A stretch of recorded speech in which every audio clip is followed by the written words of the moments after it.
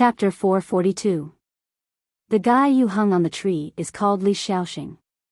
He's a famous gangster in this area.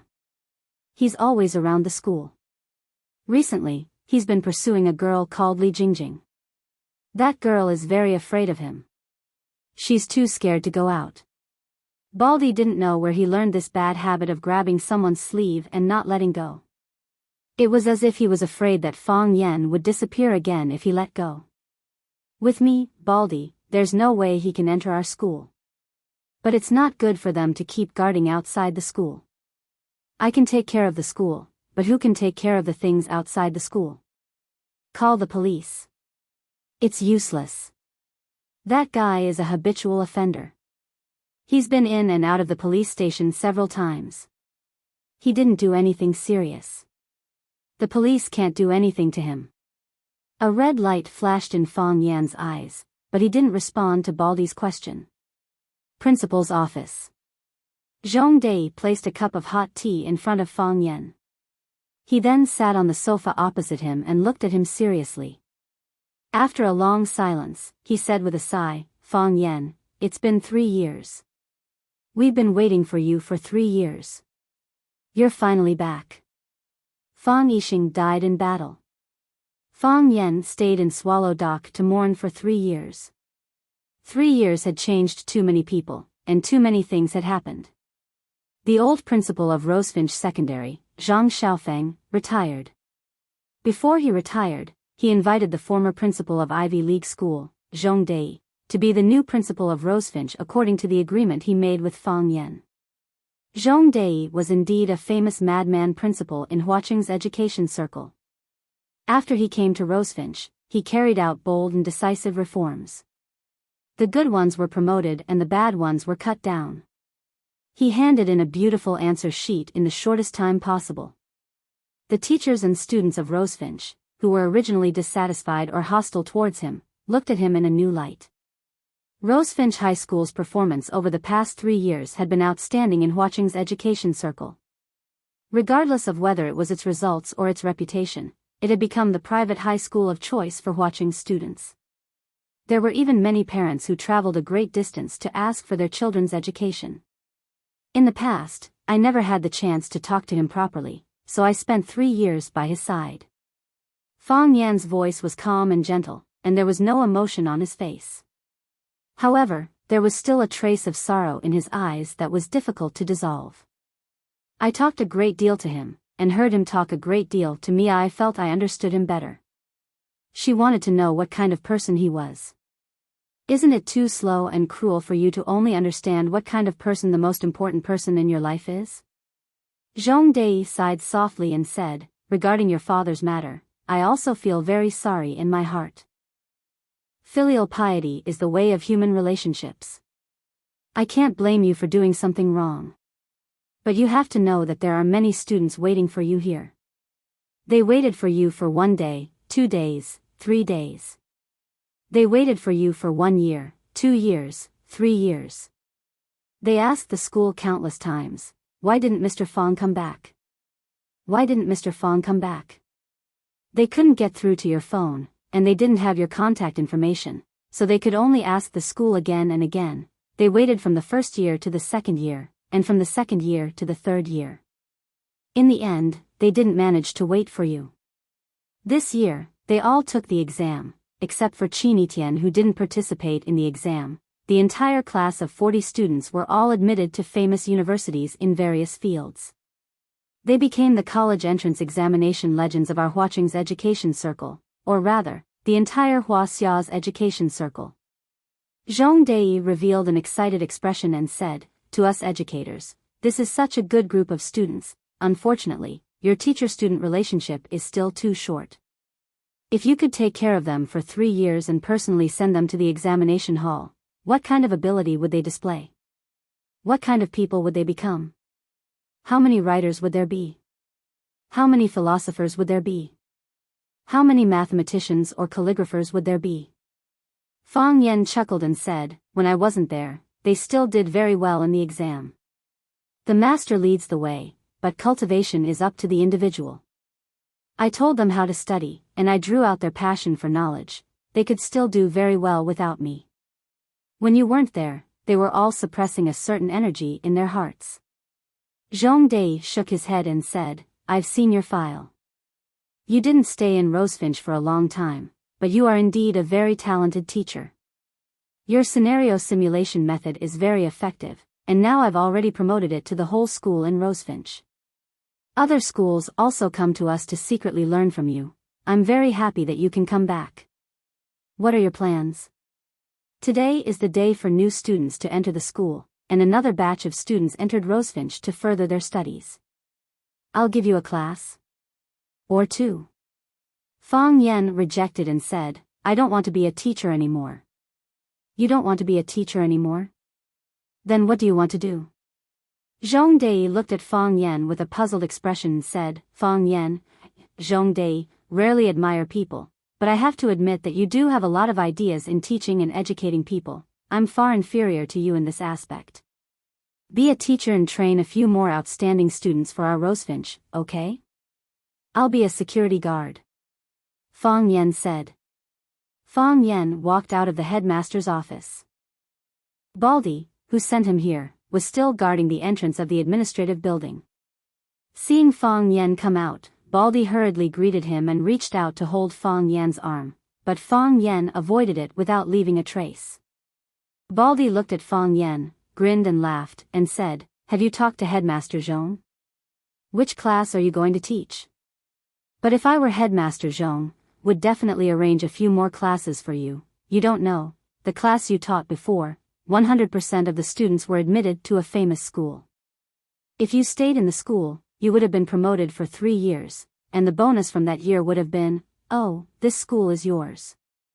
How can you reward yourself? I won't teach classes. Fang Yan said. You won't teach classes? You won't be a teacher? Baldy looked at Fang Yan in horror. Fang Yan, are you here to say goodbye to everyone? The last time you went back for the spring festival, you didn't come back for 3 years. If I let you go this time, I'm afraid you'll never come back to see us again, right? I'll be a security guard. Fang Yan said. He looked at Baldy's anxious face and felt a warm feeling in his heart. These friends really cared about him and hoped that he could stay in Rosefinch to teach. If it wasn't necessary, who would be willing to say goodbye so easily? From today onwards, I'll be one of your soldiers. Baldy also showed an expression of disbelief. His eyes were as big as Headmaster Zhong Dei's, but the difference was that Headmaster Zhong Dei was so angry that he smashed his cup. That was his favorite handmade cloisonné cup, and he usually treasured it very much. Fang Yan stood next to the bus stop at the school gate. He didn't have to wait too long before a black Mercedes-Benz slowly drove over.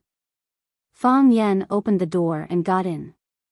A familiar fragrance wafted into his nose. Lu Chaoga, who was wearing a silver suit, reached out and grabbed Fang Yan's hand. She didn't say anything and just looked at him with a joyful expression. The car stopped in front of a small courtyard in the villa area. The door was opened by a man in black from the outside. Lu Chaoga took Fang Yan's hand and got out of the car. She bent down to help Fang Yan take his slippers.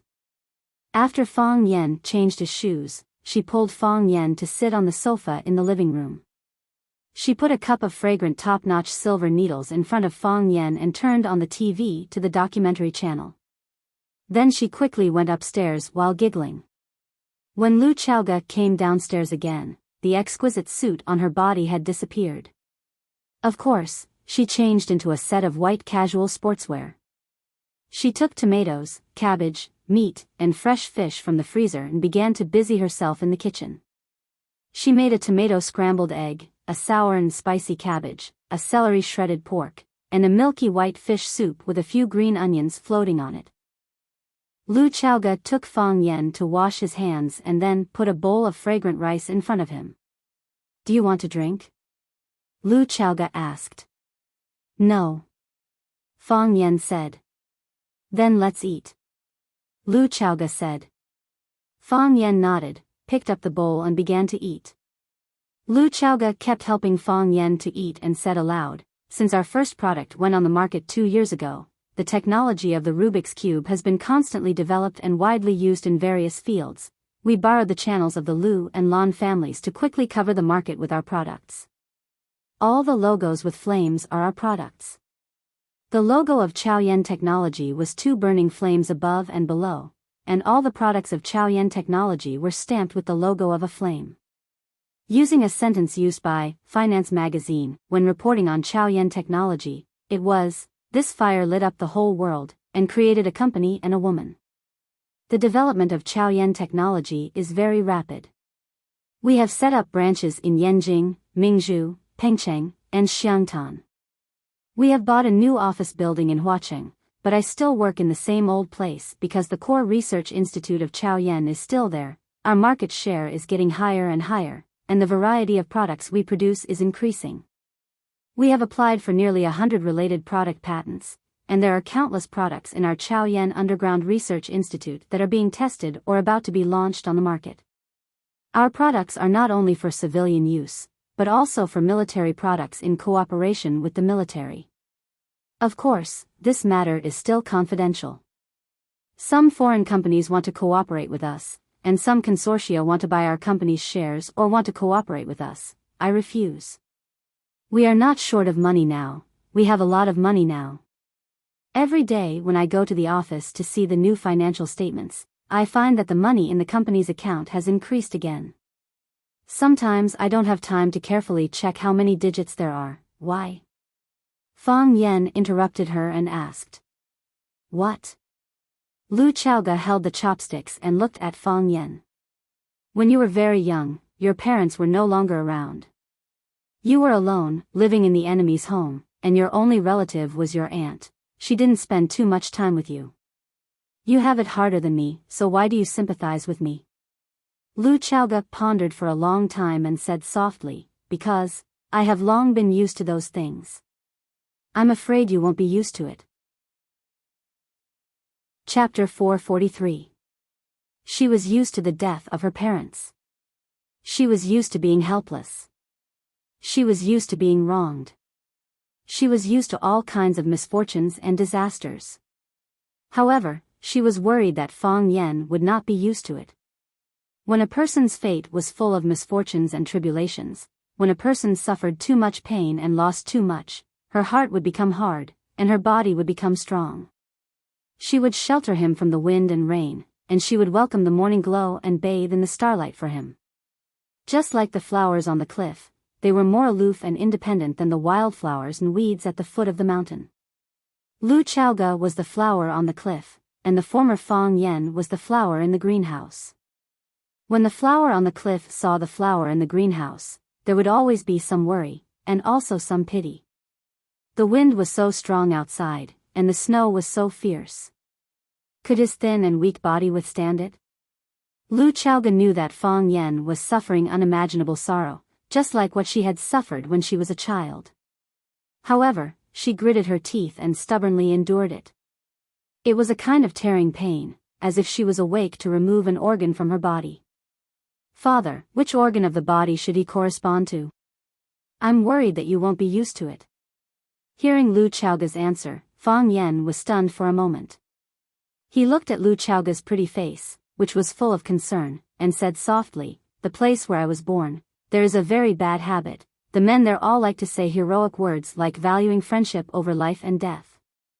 For public and private reasons, they don't hesitate to pay with their lives. So, every year, there will be people leaving. Some people die in the strange and dangerous North Sea, and even their bones can't be retrieved. Some people die in the hot and boundless Gobi, and their bodies are submerged in quicksand, staying there forever. Some people die in battle, some people die of illness, and some people die in pursuit of martial arts. Sometimes they receive the news of the death of distant relatives on the morning of spring. Sometimes they receive the phone call in the summer night, sometimes it's the double ninth festival, and sometimes it's the eve of the new year. You can choose the day of birth, but who can choose the day of death?" Fang Yan held the rice bowl and filled a bowl of fresh fish soup for himself, and then sipped it. "I thought I had seen through this kind of thing very easily. There are even times when I'm hot-headed and think that I can do what others can. Fang Yan laughed self-deprecatingly and said, so I can't do it. I'm not brave, I'm a little cowardly. You're not a coward. Lu Chaoga comforted him softly. You're just too emotional. Fang Yan shook his head and said, when I was alive, I didn't even have a good talk with him or drink with him once. What's the point of waiting for him after he's dead? This kind of expression can't be called emotional, right? I'm just too guilty. When he was alive, I didn't take a good look at his paintings or appreciate his words. I knew he was busy with his art exhibition, but I didn't even go over to ask if it was going well or if he needed any help. He lived in his world, and I lived in mine. Although we were a family, I always felt that he didn't understand me, and I didn't understand him. So, this time, I stayed in Swallow Dock for 3 years. I looked through all of his previous paintings, and I didn't even miss the manuscripts under the bookshelves. I went through every word and poem he had written, even the mistakes he had made. Some of the words were very good, which proved that he was in a good mood at that time. Some of the words were very bad. At that time, he was probably very annoyed, right? Later, I discovered a secret. When he wrote beautiful words, there would be something that made him happy that day. For example, I received the title of Outstanding Graduate from school, or my martial arts improved to his satisfaction. On the day I felt the heart of Tai Chi for the first time, he drew a painting called A Young Man's Morning Practice. A young man was diligently practicing martial arts in the morning light. The sun in the painting was dyed red by him, which proved that he must have been very excited at that time. Fang Yan couldn't continue and lowered his head to drink the soup. As the warm and delicious fish soup entered his stomach, Fang Yan's depressed mood slightly relaxed. It's not that I'm not used to it, I just don't want to. Fang Yan smiled and said, I just don't want to. That's all. Lu Chaoga looked at Fang Yan, her beautiful eyes filled with deep worry. She said, Fang Yan, why did you come to Flower City? There are too many things to do, I can't keep waiting. Fang Yan replied, besides, my previous students, they are also waiting for me. Fang Yan, don't you think this is too risky? Lu Chaoga didn't believe Fang Yan's explanation. She said, I know you. I know what kind of man you are. You waited in Swallow Dock for 3 years, and you waited for 3 years. You thought that those people would appear again, you thought that they would attack you again, but they didn't appear, as if they had disappeared from this world. So, you left Swallow Dock, left Yanjing, and came to Flower City, the most dangerous place where your strength is the weakest. You want to use your life to lure the snake out of its hole? Fang Yan, this is too dangerous. Go back to Swallow Dock. That is the safest place. They're capable of anything. Fang Yan's eyes were filled with a terrifying red light, and the white of his eyes were mottled with red veins. He looked at Lu Chaoga and said calmly, but, conflicts have to be resolved. They killed my father, so let me kill their entire family. You see, this isn't too much to ask, right? Fang Yan saw Lu Chaoga's surprised expression and asked, are you not used to it? I didn't speak like this before. If I encountered such a problem, I would use another way to say it. I would tell you that I'm a pacifist, and then secretly kill their entire family. This is my style, isn't it? Lu Chaoga nodded and said, indeed, that is your style. I hope that you are still the same as before. Back then, although you had a vicious mouth, your heart was very kind. You were willing to think for others. No, I can't do it. Fang Yan patted his chest and said, every night, it feels like I'm being burned by fire, tormenting me to the point that I can't sleep. Only when this fire is extinguished, can I return to my previous self. Then we'll take it slow. Don't be in a hurry, Lu Chaoga said. What are you going to do in Rosefinch? Are you still going to be a teacher? No. Fang Yan said, my current state of mind is not suitable to be a teacher. I'm afraid that I won't be able to control my emotions. Being a teacher is something you're good at. If you don't want to be a teacher, what do you want to be? Security? Lu Chaoga almost spat out the fish soup in her mouth. Security? Lu Chaoga almost spat out the fish soup in her mouth. If it weren't for the fact that she had to maintain her elegant demeanor, it would have been very difficult for her to control herself. A rising star in the education world of watching only wanted to be a security guard at a school. Isn't this contrast a bit too strong? I used to like to educate people, but now, I only want to protect people. Fang Yan looked at Lu Chaoga and said with an unprecedentedly serious tone. Later on, I realized that being alive is the most important thing. I hope that the people I care about won't come to any harm. Doing this is too tiring. It's tiring if I don't do this, Fang Yan said. I didn't do this before, that's why I'm so tired now. Lu Chaoga sighed softly and said, what can I help you with? Help me be Chao Yan, Fang Yan said. I'll need money in the future, a lot of money. I need resources, all kinds of resources. I don't just want a person to be strong, I need a family to be strong. Only then will I be able to confront those schemers hiding behind the scenes.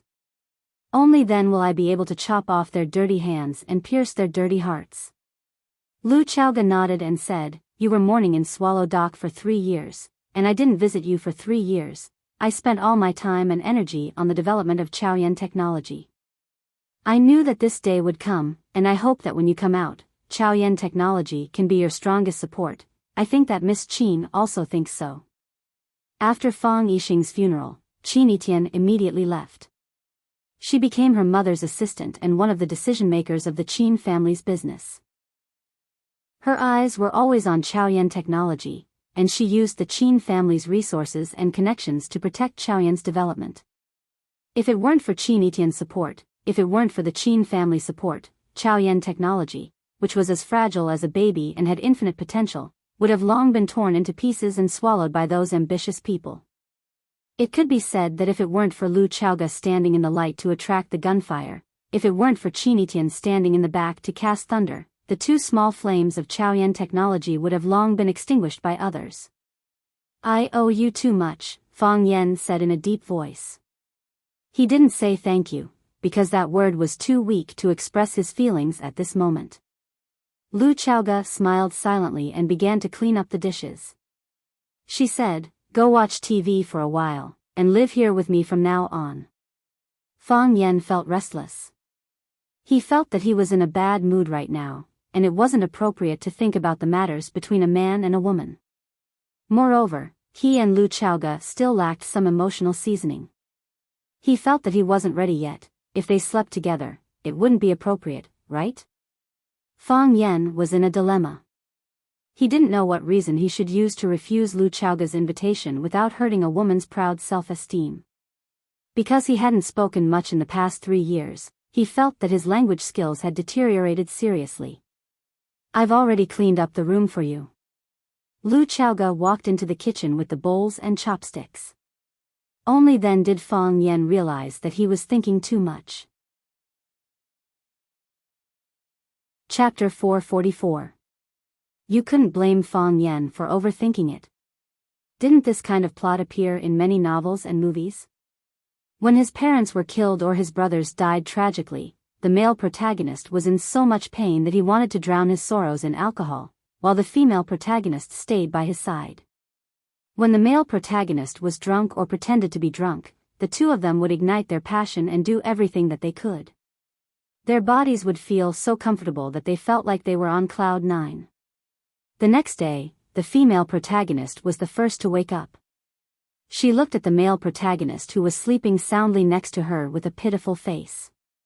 Thinking about his hard work last night, she got up to make a hearty breakfast and left. The male protagonist was at a loss when he woke up. Soon, he saw the steaming breakfast on the table and the note written in a beautiful handwriting. I did it voluntarily. I don't blame you. You are the longest. Fighting. Fang Yan thought that Lu Chaoga was also such a woman, which scared him. But then he thought that Lu Chaoga was not such a woman, which made him angry again. Did she still have the spirit of dedication? Did she still have the spirit of loyalty? Lu Chaoga was indeed prepared. She arranged Fang Yan's room on the 2nd floor next to her bedroom. They were separated by a wall, but it was 2 different worlds. Lu Chaoga took Fang Yan into the room and said, "You will live here in the future. It is safe and you can take care of each other. I know you like reading, so I put a bookshelf at the head of the bed. There are a few books that I chose for you. If you have any books that you want to read, you can also make a list for me. This is the washing area, and this is the shower area. The bathtub has a massage function. If you are tired, you can lie in it and rest for a while. The towel is in the cabinet and will be changed every day. You can throw it into the cage after you use it. Someone will come to wash it the next day." Lu Chaoga pushed open the wardrobe. It was full of clothes. "There are pajamas and formal attire for going out in here. I know you have the habit of doing morning exercises, so I specially prepared a few sets of training clothes for you. They are made of fine cotton and should be very comfortable. If there's a brand you like, you can tell me and I'll get someone to buy it for you." Lu Chaoga pulled Fang Yan out of the room's balcony and pointed to the open lawn in the backyard, saying, "You can practice there. There are high walls on 3 sides, so no one will disturb you." When he bought the house, he specially chose this house for safety reasons. Easy to defend and alert. Lu Chaoga had prepared everything he needed. Fang Yan looked at Lu Chaoga and praised, "You're getting better at taking care of people." Lu Chaoga chuckled and said, "After living alone for a long time, one has to learn some special skills. Let me know if you need anything. You must be tired today. Have a good rest." Lu Chaoga said goodbye to Fang Yan, then turned around and walked outside. When she went out, she didn't forget to close the door for Fang Yan. Fang Yan looked at the layout of the room and stood on the balcony to observe the surroundings for a while. Then he closed the curtains, filled the bathtub with water, took off his clothes and lay down. He didn't use the massage function of the bathtub. He soaked his whole body in the warm water, including his head. 1 minute, 2 minutes, 3 minutes, half an hour passed, and his head didn't come out. He didn't even expose his mouth to breathe fresh air. Except for a few bubbles on the surface of the water, there was no movement in the bathtub. It should be known that the human body couldn't breathe in water. Without fresh oxygen, it was difficult for the human body to live in water for a long time. Fang Yan actually stayed in the water for half an hour, which was difficult even for the most powerful turtle breathing technique. Unless the person was already dead. Phew, water splashed everywhere. Fang Yan suddenly sat up from the warm water. He raised his head to look at the time on the wall. This time, he stayed in the water for 36 minutes. Of course, Fang Yan didn't die. He entered the water in a stagnant state. He didn't need to breathe, and his lungs didn't need fresh oxygen. He used the Tai Chi heart to circulate his whole body, using the power of Tai Chi to maintain the operation of his body's organs, so that his body could fuse with the warm water. The bubbles that occasionally came out were the waste gas released by the Tai Chi heart, and he only needed the most primitive breath before he entered the bathtub to continue. It was like how a normal person needed a piece of bread for a meal. If they didn't eat for 7 days, they would starve to death. However, Fang Yan could only need 1/10 of a piece of bread for each meal. He could divide this piece of bread into 10 pieces to sustain his life. Using the same principle, he could hold the fresh air in his mouth and then divide it countless times, so that his body could maintain its vitality under the most extreme conditions. This was the existence of another ultimate state of the Tai Chi heart, fake death. Because Fang Yixing really died, he comprehended this fake death state during his 3 years of mourning. The Tai Chi heart was your sincerity. If your mood was happy, it would be happy too. Thy heart is sorrowful, and it is sorrowful. For a long time, Fang Yan's heart was like dead ashes. Lu Chaoga returned to her room and sat on the sofa in a daze for a while. Then, she opened the bathtub and began to fill it with water. She also poured a box of rose petals into the bathtub. She tied up her hair and wrapped it in a white shower cap. She took off her coat and removed the black bra that bound her chest. Then, 2 extremely plump snow-white jade rabbits jumped out. Lu Chaoga stood in front of the mirror. The two jade rabbits trembled and swayed in the mirror, as if they were unwilling to live on a woman's body for a long time and wanted to escape. She had a beautiful face and a pair of intelligent eyes. There was not a single blemish on her pink and white skin, not even a pimple that grew because of excessive heat. Her breasts were tall and straight, her waist was slender, and her round and slender thighs could instantly capture the eyes of any man. She used her hands to gently hold up the two fat rabbits. Only then did they lie down on her palms. Lu Chaoga looked at herself in the mirror and sighed softly. She reached out and tore off her purple lace underwear, then stepped into the bathtub with her long legs. She had just laid down in the bathtub and was about to enjoy the massage of the bathtub's lover's hands, when the smartphone hanging by the side of the bathtub suddenly rang. Lu Chaoga didn't get up. She only called out, "Chao Yan," and the phone was automatically connected. "Boss, Dr. Lin Jibin from GS Studio encountered an accident. His car crashed into the railing on the Long Valley Bridge. His car was destroyed and he died." Lu Chaoga was silent for a long time, then said, "I got it."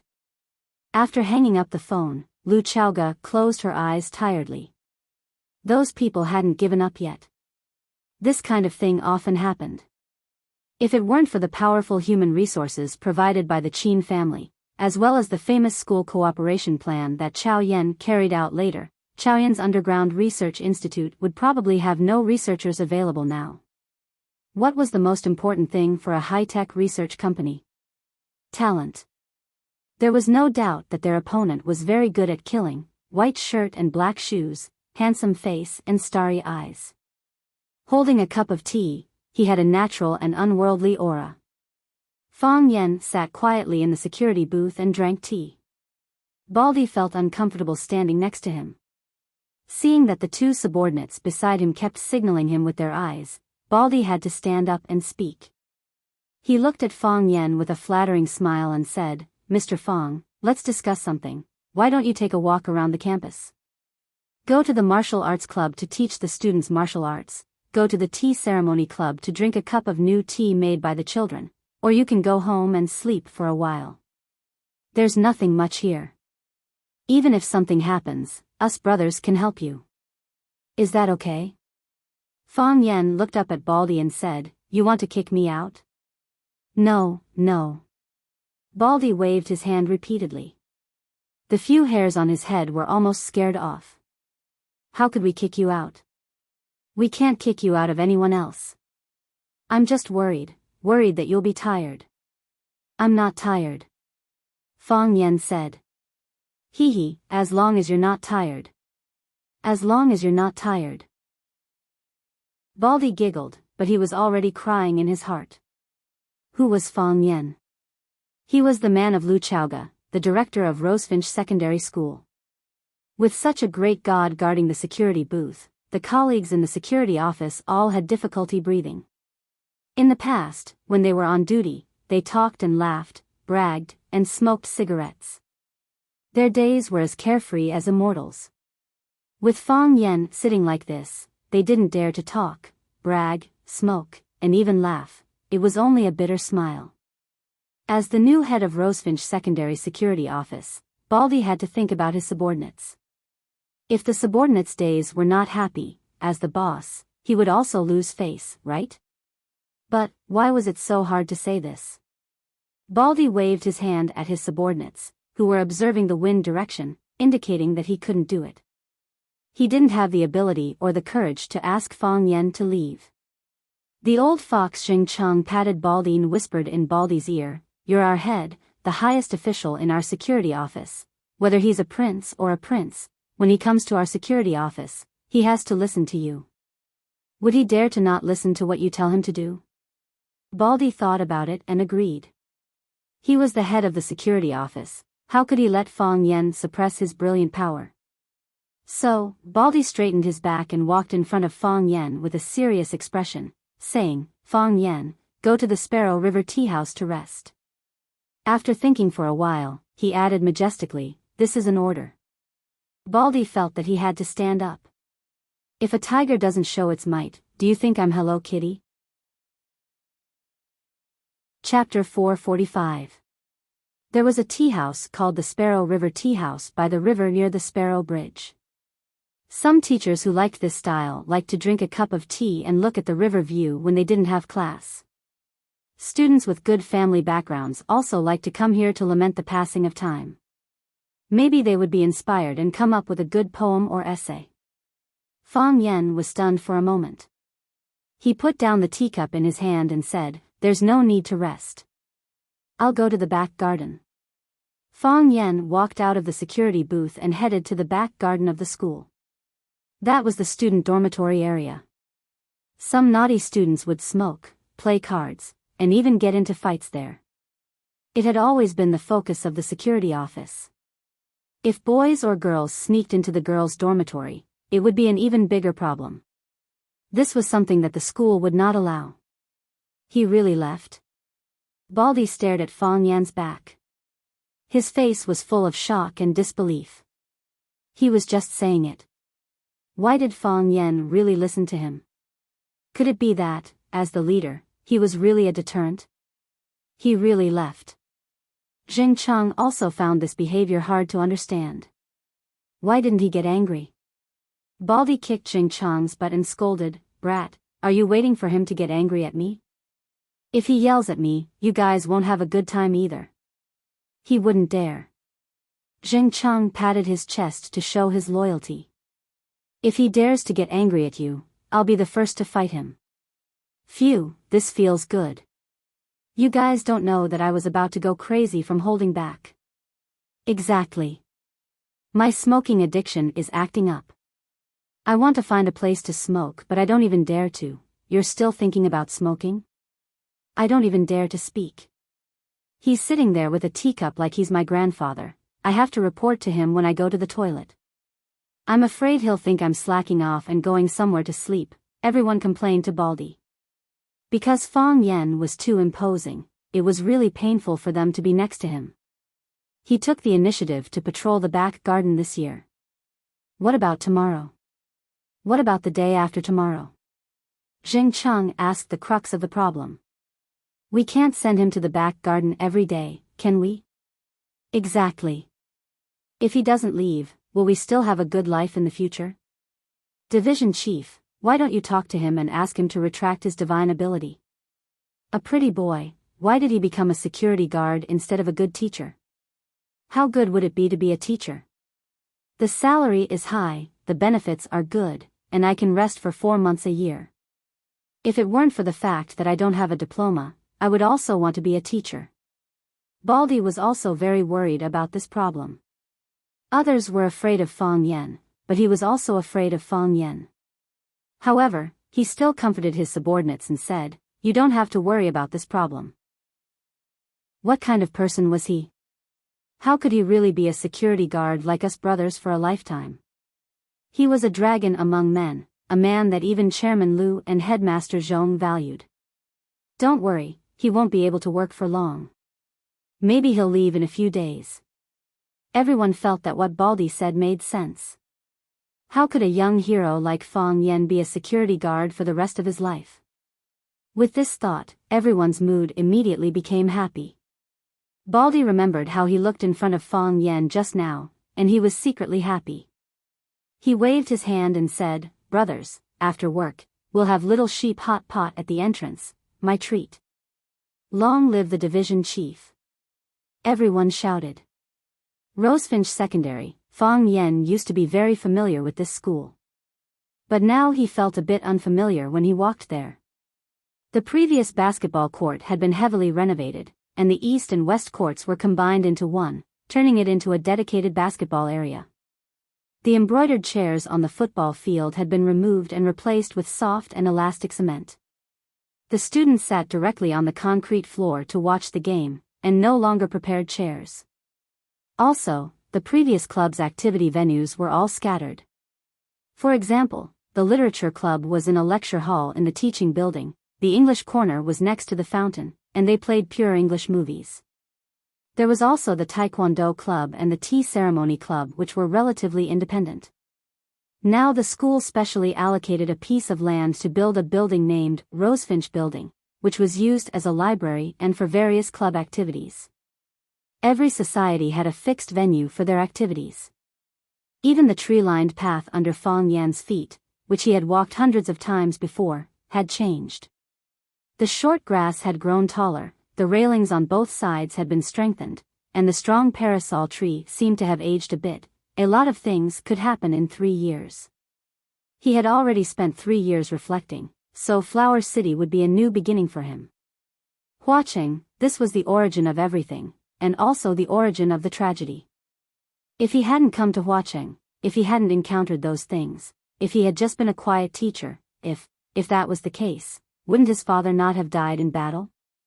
A strong sense of guilt rushed over him like a tidal wave, surging violently. It almost overturned the dam of one's mind. Come, all of you. Fong Yan clenched his fist and said. His eyes were filled with blood, and it looked like a pair of black pupils were soaked in blood. His eyes were like a wolf's or a dog's, like a demon that crawled out of hell. Let's fight to the death again. Affected by his ruthlessness, the Taiji heart spun wildly, and the Taiji domain naturally unfolded. The Taiji heart released energy, sweeping up the withered leaves on the ground.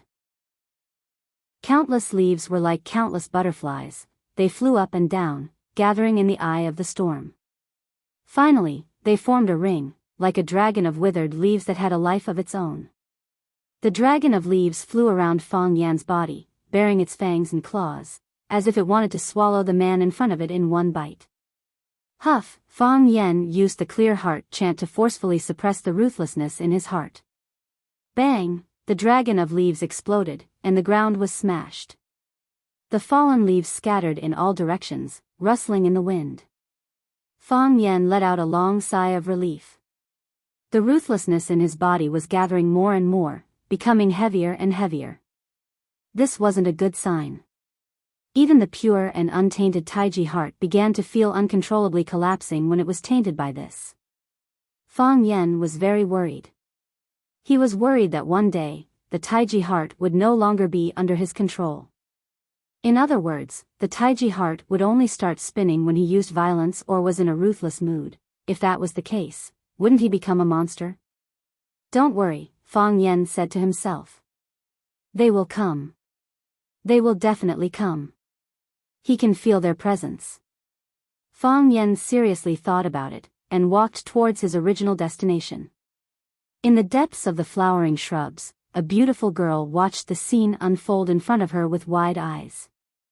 She walked to the place where Fong Yan was standing, and looked at the withered leaves that had been blown into tiny pieces, her eyes full of doubt and curiosity.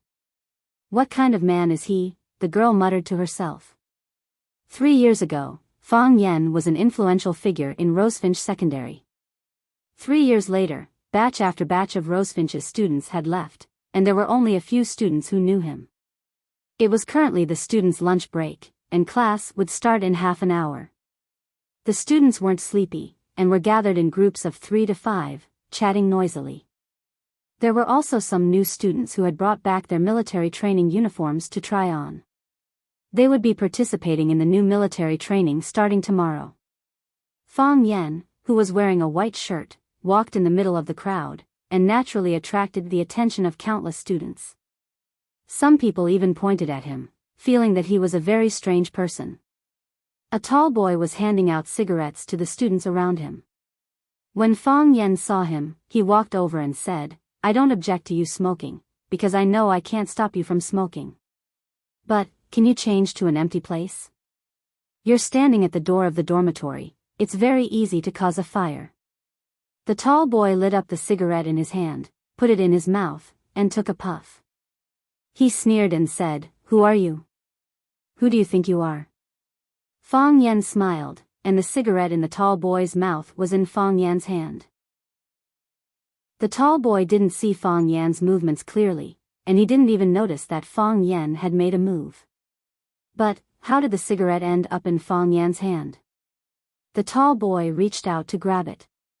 He had already set his eyes on Fong Yan's arm, but when his hand reached out, he missed.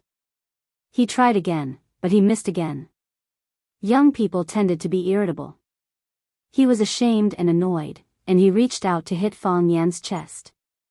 Fang Yan's palm pulled back, and the fist that the tall boy reached out was hit back.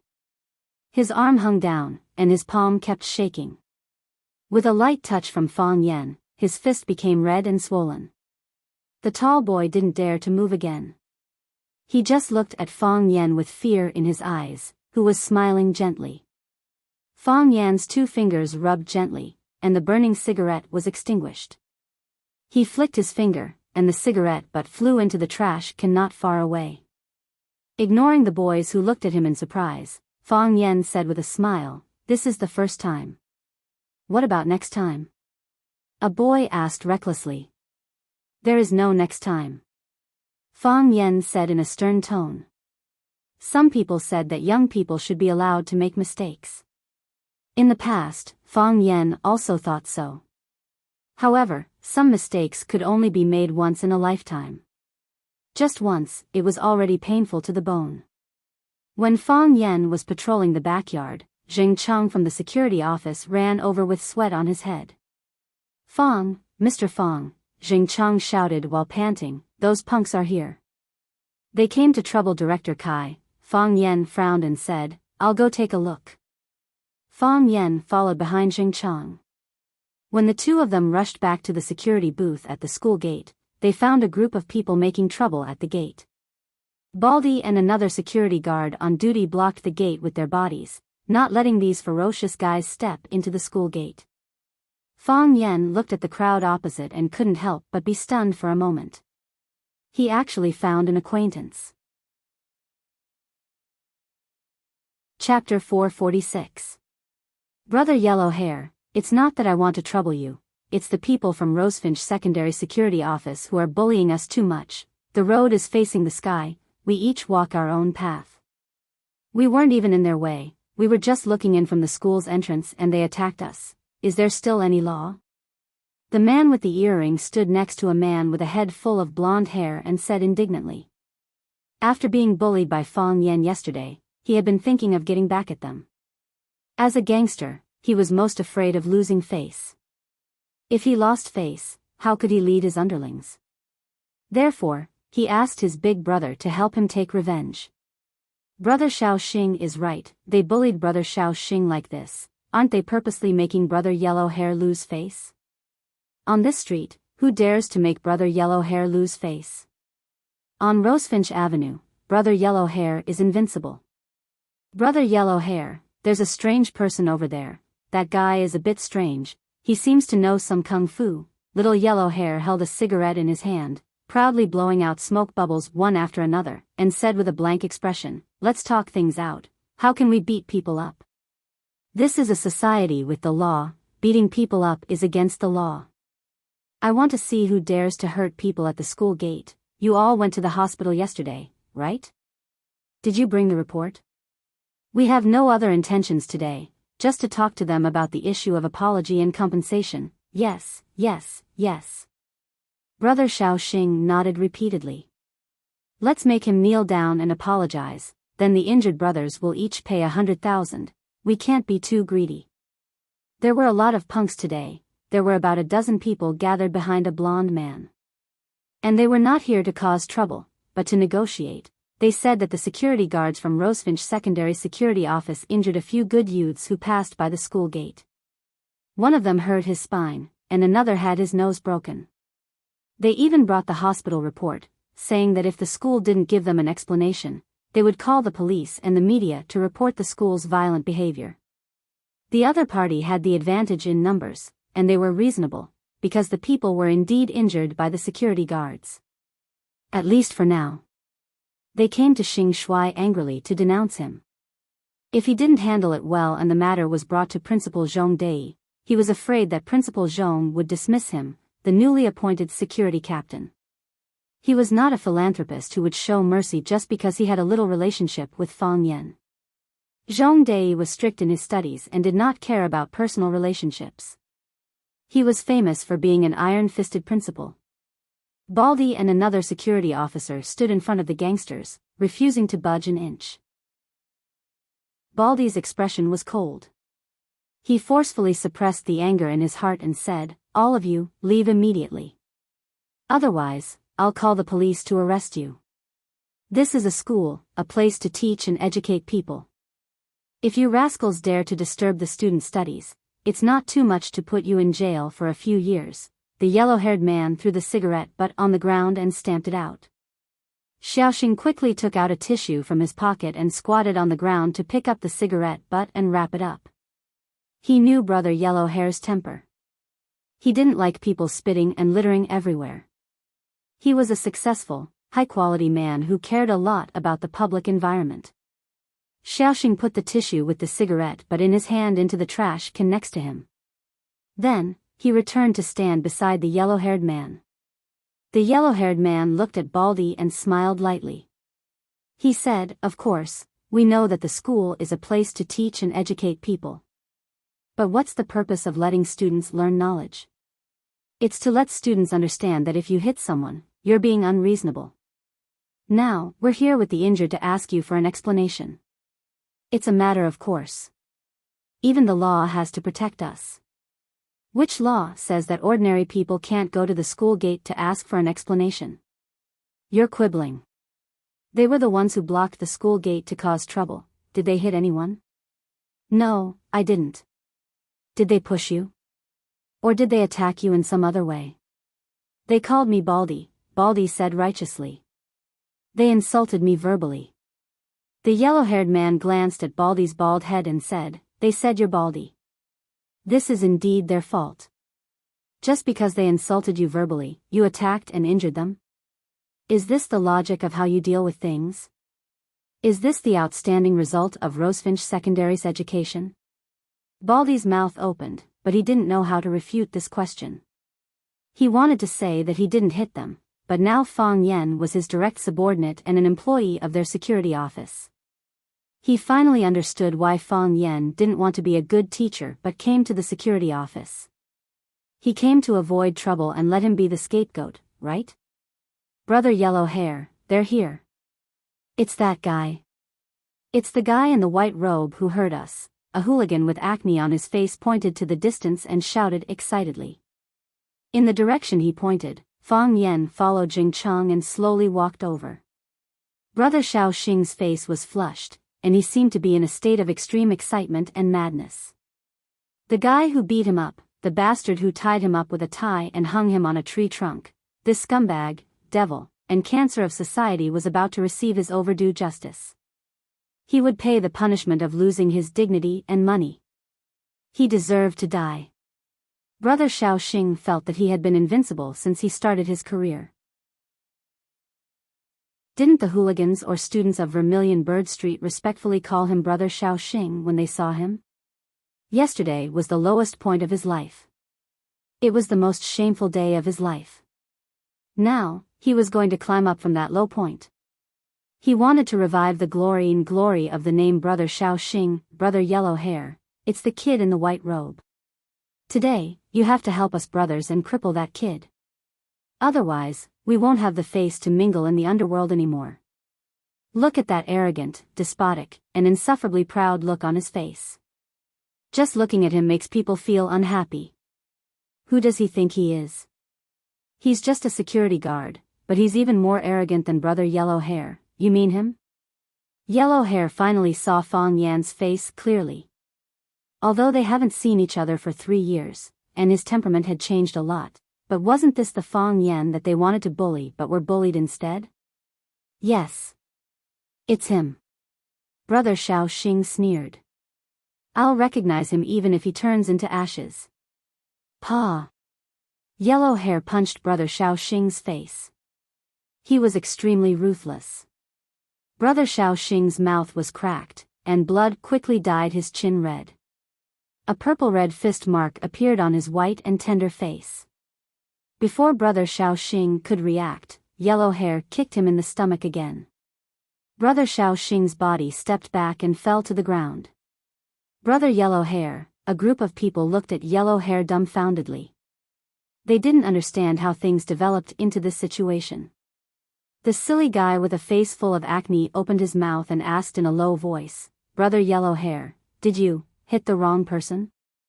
Didn't they come to the security office of Rosefinch Secondary to find trouble with the security guards who hit people? Why did the boss hit his own people now? It's him. Yellow Hair gritted his teeth and scolded. These bastards, they're just pushing me into the fire pit. Yellow Hair trotted to Fong Yen, bowed to greet Fong Yen, and said with a smile, Mr. Fong, long time no see. Do you remember me? I'm Yellow Hair, the one who had some misunderstandings with you before. Do you remember me? Fong Yen looked at him in a trance and didn't answer his question. Of course, he knew this Yellow Hair. The incident with Brother Wolf behind him was one of the crises he encountered when he first entered Rosefinch 3 years ago. Because of the media's attention, he was almost hyped up as a perverted teacher who had an abnormal relationship with a female student. Although he quickly solved the matter with a thunderous method, he was still chased out of his rented house by his sister Lee, who was worried about her daughter's puppy love. After that, he moved into Lu Chaoga's Rosefinch house and fought with waves of evil forces. In the end, his father, Fang Yixing, died in battle at the entrance of Swallow Dock. It could be said that the Brother Wolf incident was a watershed in his life. At that time, he was high-spirited, laughing and scolding. Other than feeling that there was a woman who was very annoying, he felt that the sky was blue and the water was clear. Even Baldy's bald head looked ugly and cute. How depressed and heavy was his mood now. After not seeing each other for 3 years, he really missed his life at that time. Unfortunately, he couldn't go back. Seeing that Fong Yen didn't respond, Yellow Hair thought that Fong Yen didn't remember who he was. He introduced himself even more diligently and said, at that time, my face was smeared with chicken blood and I even held up a banner at the school gate to denounce you. Oh yes, I wrote kill and taste life. You were very angry and said that I wrote taste wrong and added a side at the side. Do you remember now? Fong Yen finally pulled himself out of his memories. Looking at Yellow Hair's expectant face, he nodded and said, I remember you. Yellow Hair was so emotional that he was about to cry. With red eyes, he said, after that incident, I realized that being uneducated is indeed a very shameful thing. After that, I self-studied the law course at the Radio and Television University. I am now a university graduate. Give me another 2 years and I will be able to get my lawyer's license. Mr. Fong, you are my first teacher and second parent. Chapter 447. Fong Yen looked at the excited yellow-haired man and asked with a smile, Did you self-study the law course of TVU? Yes. The yellow-haired man nodded proudly. From a hooligan who had tasted blood for blood to a knowledgeable and cultured night school graduate, it could indeed be said to be a huge change of being reborn. You can become a lawyer in 2 years? Yes. I've been preparing for a long time. I'm confident that I can get a lawyer's license in 2 years. The yellow-haired man was even more proud. Fong Yan's eyes became sharp, as if he wanted to see through the yellow-haired man's internal organs and tear off his clothes and flesh. He said with a slightly sarcastic tone, So, are you trying to tell me that you've become a knowledgeable and cultured hooligan? The yellow-haired man's face turned red and he couldn't speak for a long time. 3 years ago, when I first saw you, you followed a bad guy to touch a girl's butt in a small bar. The second time I saw you, you were lying in front of the school gate with blood all over your face. This is the third time we met, right? You came to the school gate with a group of you from 3 years ago. Of course, you're knowledgeable and cultured now, and you're studying law. Some of the laws are even clearer than I am. In this field, you can be my teacher. You won't say that you're hooligans who cause trouble and harass the girls in the school. You made them into victims. You're not here to block the school. You said you're here to negotiate and find justice. You used to hate the media, but now you know how to use the media. You used to be afraid of the police, but now you know how to use the police to protect you.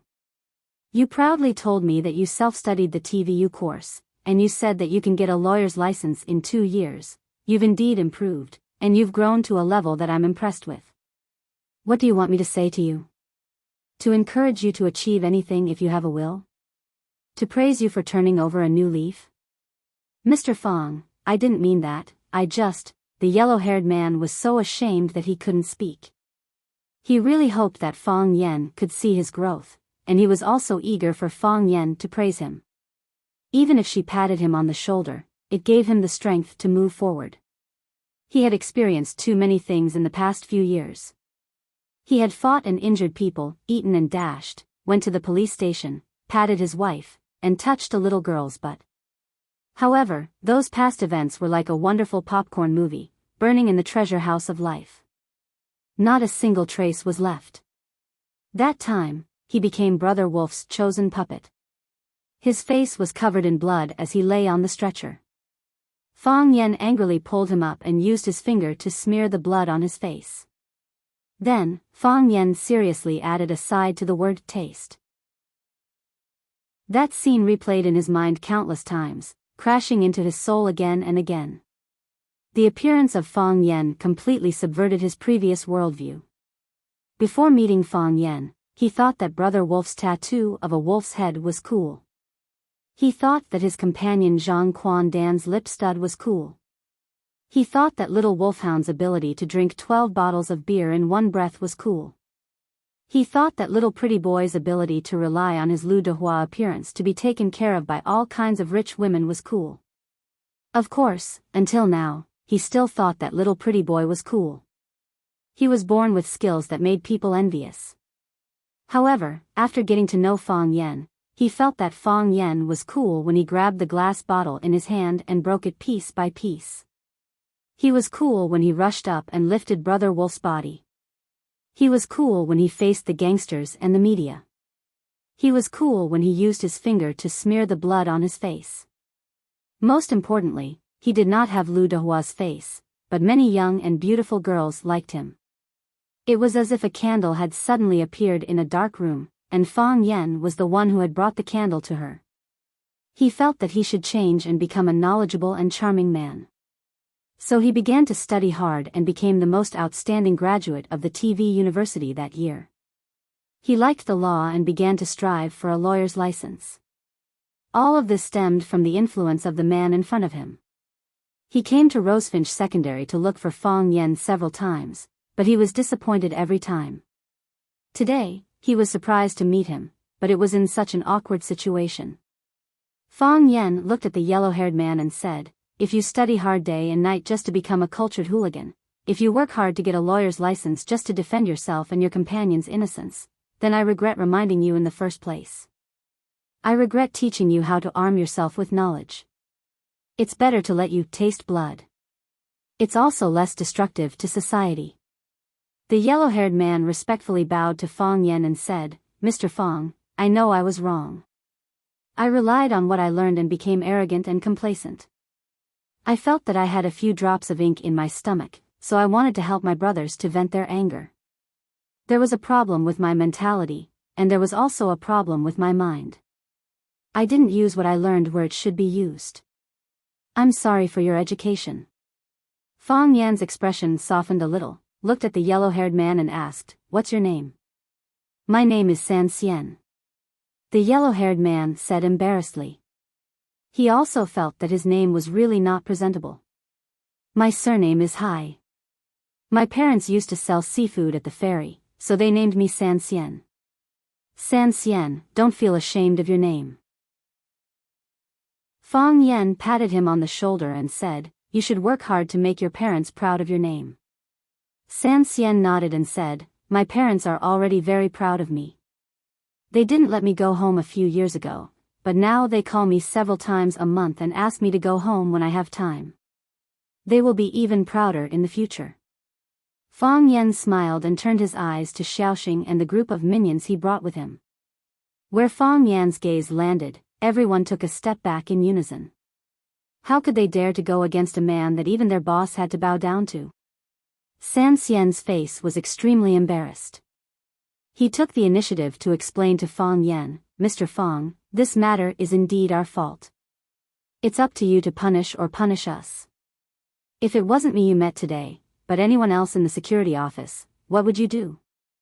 "Seek justice," San Xian said frankly. "How do we seek justice?" Ask them to apologize to the injured and pay for medical expenses. This is the standard method of our brothers in the underworld.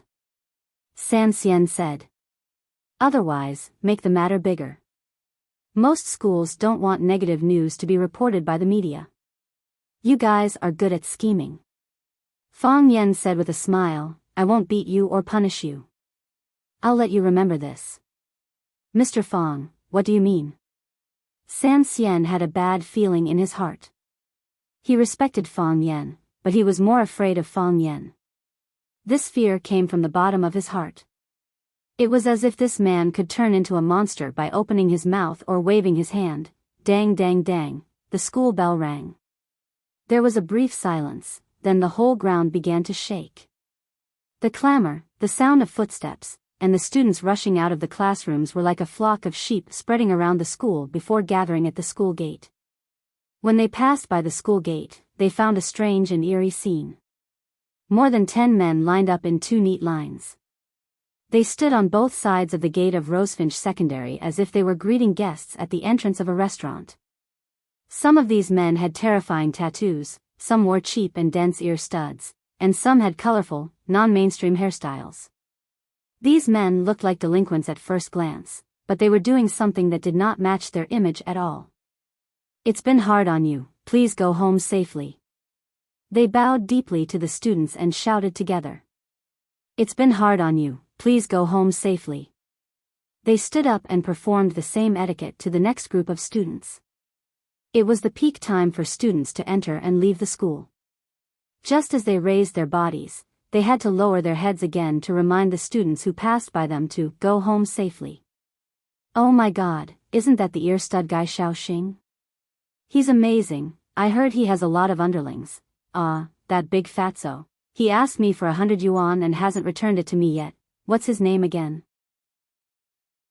The one with a scorpion tattoo on his neck is Brother Scorpion. I heard he's a famous gangster in this area. No one dares to mess with him.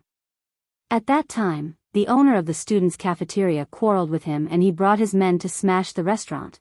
The students were stunned by this scene. These hooligans were people they could not afford to provoke in the past. Now, they were bowing respectfully to them and asking them to go home safely, in a considerate manner. Did the big bad wolf eat grass now?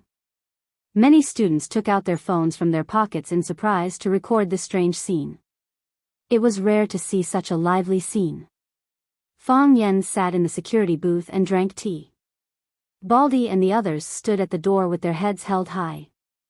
They stared at the gangsters with majestic and disdainful eyes.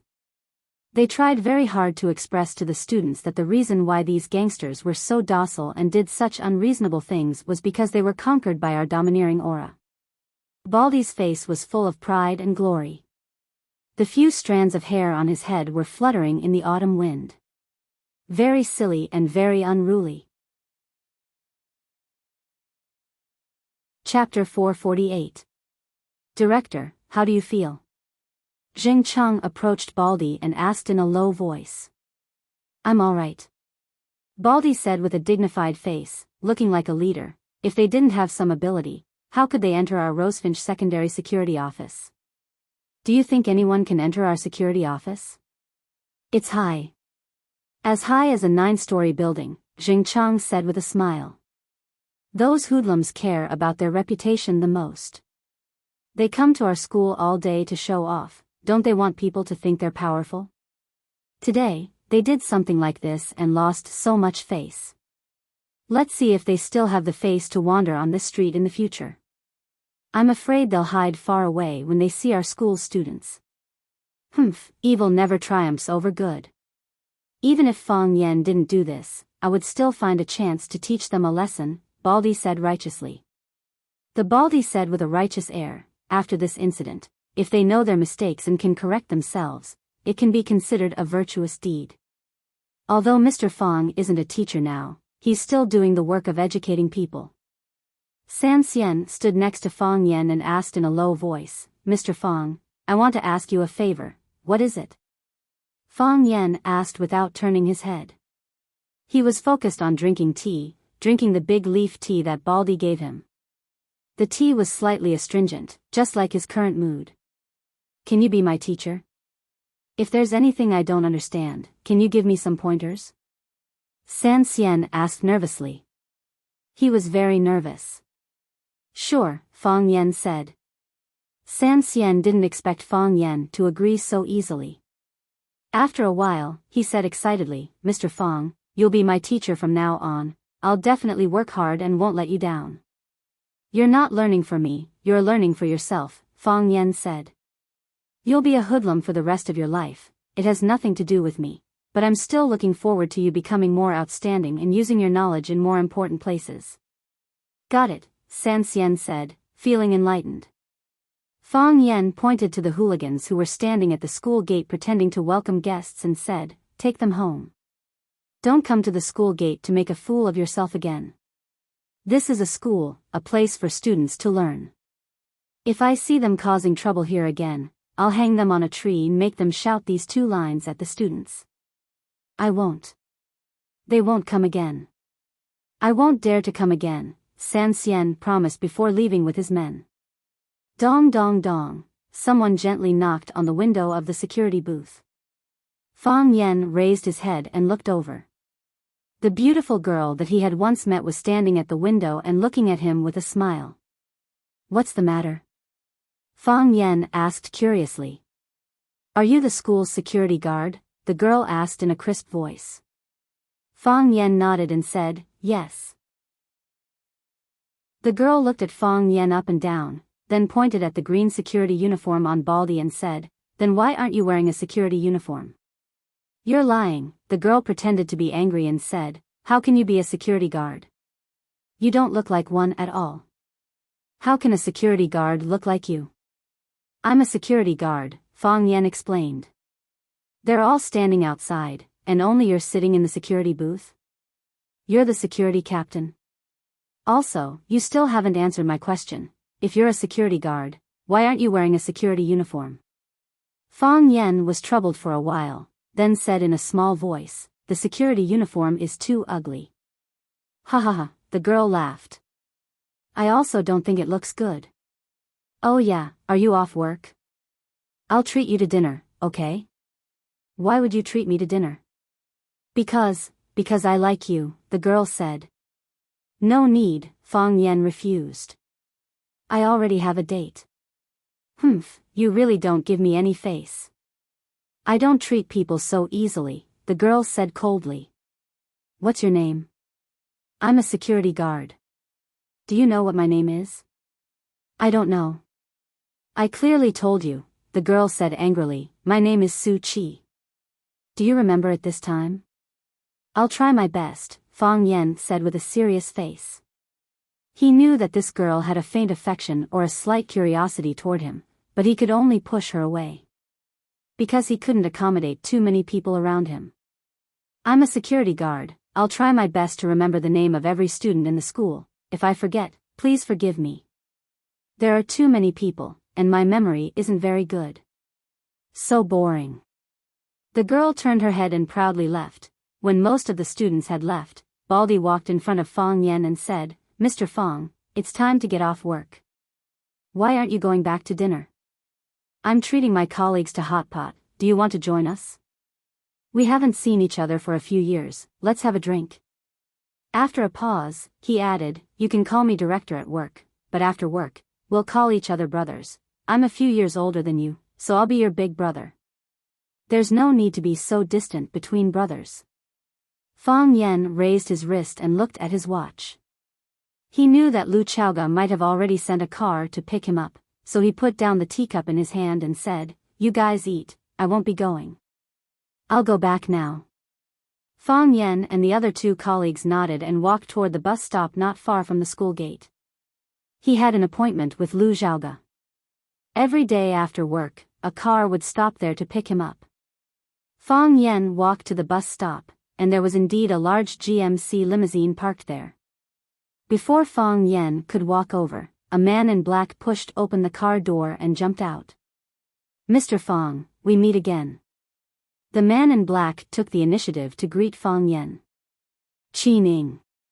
Fang Yan shook hands with the man in black. Long time no see. Mr. Fong, Miss Lu sent me to pick you up. Qi Ning invited Fong Yen to get in the car. Fong Yen got in the car, and Qi Ning followed closely behind. The car was spacious, and the view was excellent. Each seat was an independent airline seat, made of vanilla superior leather, and had excellent support and comfort. At the same time, it also had electric massage heating and 360-degree rotation functions. Do you want a drink? Qi Ning opened the wine cabinet in front of him, which was filled with all kinds of expensive drinks. There were a few round grooves on the wine cabinet, and 2 rows of crystal clear, slender, round wine glasses were inverted. No need. Thank you. Fong Yen said. What do you want to see? Qi Ning asked again. The ceiling was installed with a voice-activated TV, which could watch TV programs from more than 100 countries around the world. I want to rest for a while. Fong Yen said. Okay. Then I won't disturb you. Qi Ning finally shut up. Like the early spring awakening, urging my heart, can't wait any longer. Empty infatuation, moving people's hearts. Happy times, it won't be biased. Blissful time, it will not be partial, will be divided into 2 hearts. The independent headphone system and the car's powerful surround sound system played an old Cantonese song by a Hong Kong and Taiwanese actress. The voice was magnetic, and the singing was affectionate, making people feel faintly sad. Fong Yen looked at the scenery outside the window, thinking how beautiful it would be if time could be turned back. Where's Chowga? Fong Yen asked. Miss Lu is in the office, she still has a report to do. Qi Ning answered. She said she'll rush back to have dinner with you. Fong Yen stopped talking, and his eyes once again looked at the towering buildings outside the window, and the withered old tree branches on both sides of the road.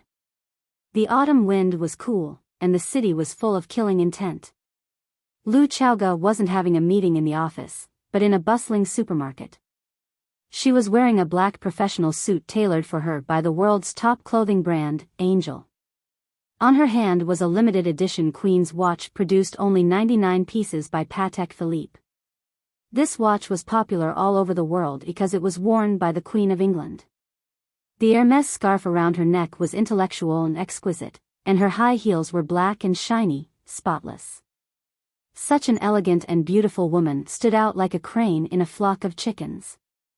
She didn't fit in with the aunties around her who were carrying baskets or pushing shopping carts. Many people looked at her with eyes full of doubt or hostility, and some people even said that she was a mistress who came to buy groceries to please her sugar daddy, and so on. Her assistant quietly pushed the shopping cart behind her.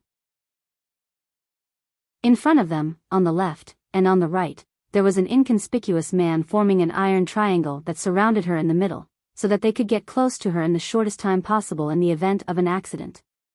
Lu Chaoga didn't care about her surroundings, and she didn't care about the gossip floating in her ears. The sad experience when she was young had long made her heart as strong as the toughest diamond.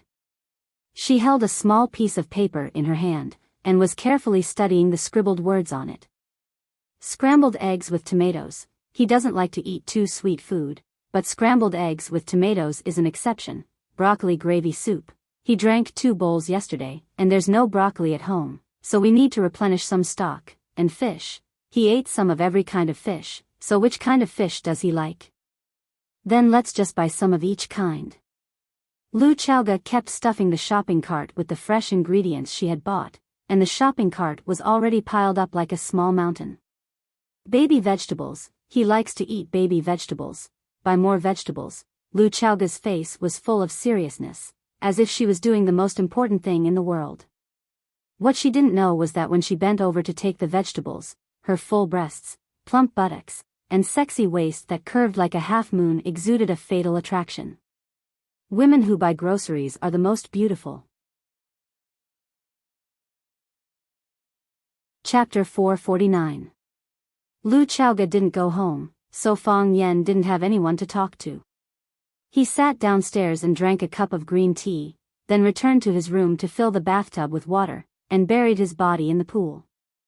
As soon as he entered the state of suspended animation, the voice-activated phone installed next to the bathtub rang. Wow, Fang Yen got out of the pool, picked up the phone, and asked, "Who is it?" "Mr. Fang, there's a guest." The voice of the nanny, Aunt Lu, came over. "Do you want to invite him in?" Fang Yen looked stunned, and the big drops of water on his hair slid down his cheeks. "Since when did I become half the owner of this villa? When Lu Xiaoge wasn't here, did I have the right to receive or expel the guest?" Fang Yen was very nervous. He seriously replayed the interaction with Lu Xiaoge in his mind again and again. He drank 3 cups of tea, ate 2 meals, and said dozens of words. These shouldn't cause her to get pregnant, or make her mistakenly think that he was pregnant, right? Thinking that he was innocent, Fang Yen couldn't drive away the guest who came to visit. Because, if his relationship with Lu Xiaoge wasn't so close, he had to respect her more, and also respect her friends. If Lu Xiaoge had become his woman, he could drive away all the guys he didn't like or who were too handsome. Of course, this kind of bullying behavior, which thought that he was nobler than women and loved and protected women, might be scolded as the sand pig doctrine. If there was such a day, Fang Yen didn't mind being a pig. "Invite the guest in for tea," Fang Yen said. "Okay, Mr. Fang." The nanny quickly agreed. After hanging up the phone, Fang Yen got up and took a cold shower. He wiped his hair and body clean, changed into the white satin clothes that he usually practiced martial arts, and went downstairs. Because he had just taken a shower, his face was ruddy, and he was in high spirits. Dressed in a white shirt and black shoes, he had an outstanding temperament. When he walked down the stairs, he gave off the feeling of a graceful and beautiful young man. "Long time no see.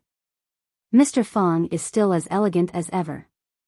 The guest put down the teacup in his hand and praised. The man was handsome and had a calm demeanor.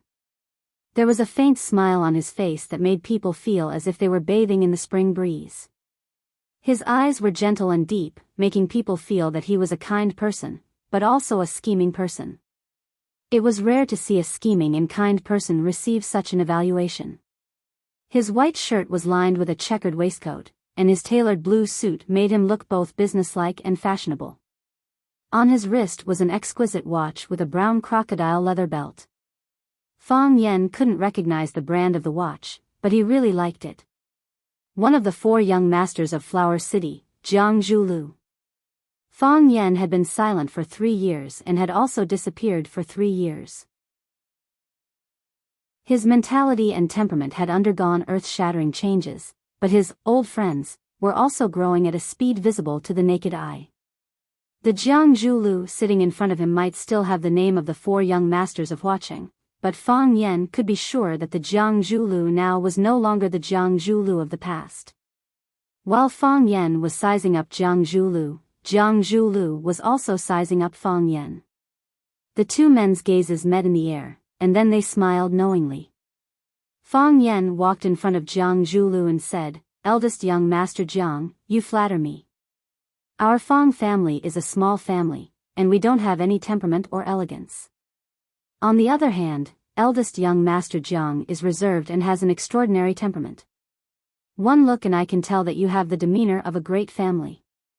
Jiang Zhulu laughed heartily and said, "I can treat other people's praise as a cool breeze, and it's over after hearing it once. But if Mr. Fang is willing to praise me, then I will accept it. This isn't something that happens often." "Of course." Fang Yen nodded. "We're mortal enemies, after all. The fact that I'm willing to praise you like this proves that you're a worthy opponent."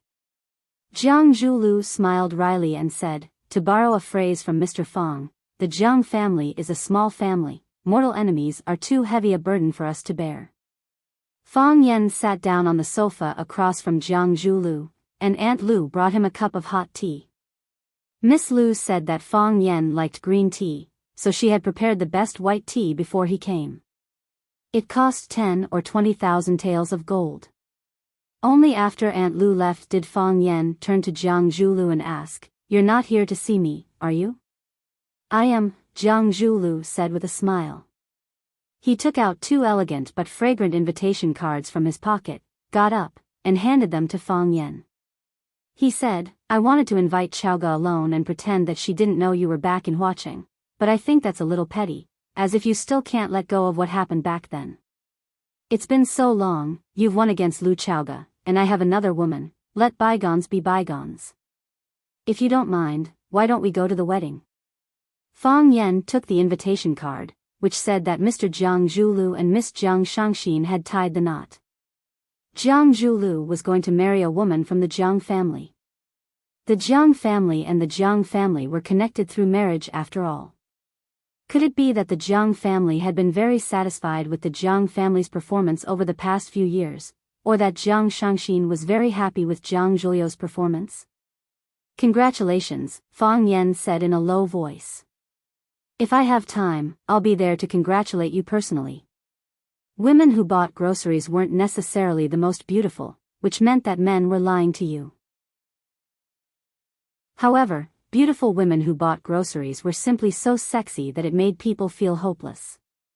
They stretched out their fair and slender hands that were smeared with various kinds of nail polish and picked out a bundle of vegetables or a few eggplants from the shelves. Then, they frowned slightly and pursed their red lips. The question of whether to choose 2 cucumbers or a box of bitter gourd made them hesitate for a long time. Lu Chowga didn't have a desire to buy groceries. Most of her items, including her clothes and shoes, were custom-made by her assistant at home when she was slightly free from work. Once the custom-made items were completed, they would be sent over in batches. However, she felt that buying groceries was a very important matter. She had to personally go to the supermarket to pick out the freshest meat and vegetables that were most suited to his taste. Then, she would go home and cook them personally. She would complete all the processes by herself. This way, her happiness would be doubled. Lu Chowga felt very happy now. This was because she finally had something else to do after work. It wasn't just work, it wasn't just reading books, it wasn't just watching boring television dramas or pretending to have orgasms. She didn't have to deal with complicated interpersonal relationships or think about those troublesome conspiracies and plots. She could be like other women, go to the market to buy a big basket of good vegetables and then go home to cook soup with her bare hands. The most important thing was that there was a man at home for whom she was willing to cook soup. After Lu Chowga chose several kinds of delicious and precious fish, her assistant, Enjing, had to remind her, "Boss, the cart can't fit anymore. Should we get them to bring another cart over? Can't fit anymore?" Only then did Lu Chowga retract her thoughts from the small piece of paper in her hand. She turned to look at the shopping cart that was piled up like a mountain and said regretfully, "There are still a lot of things that I haven't bought. Boss, we'll just buy the items that you need the most. As for the other minor items, we can make a list and get the housekeeper to buy them, or I can buy them myself." And Jing looked at the mechanical watch on her wrist and said, "You've been out for 29 minutes.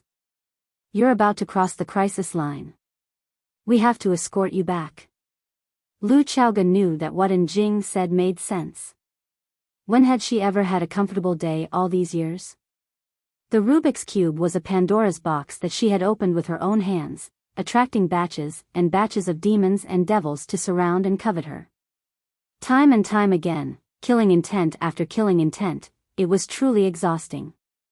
Lu Chowga nodded and said, "Then let's go back." Although she looked cold, she was a boss who was very willing to think for her subordinates.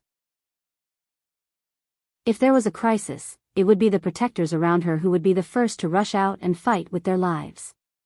They were the most dangerous targets. A man in black pushed the shopping cart over to pay the bill. Lu Chowga and Enjing walked toward the surface parking lot under the escort of 2 men in black. The underground parking lot was too dark and desolate.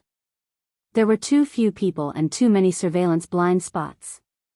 It was easy for all kinds of accidents to happen. If the car was parked on the surface, with the huge flow of people in the shopping mall, it would not be easy for those peeping behind the scenes to do anything even if they wanted to. They also did not dare to brazenly expose themselves in front of the public.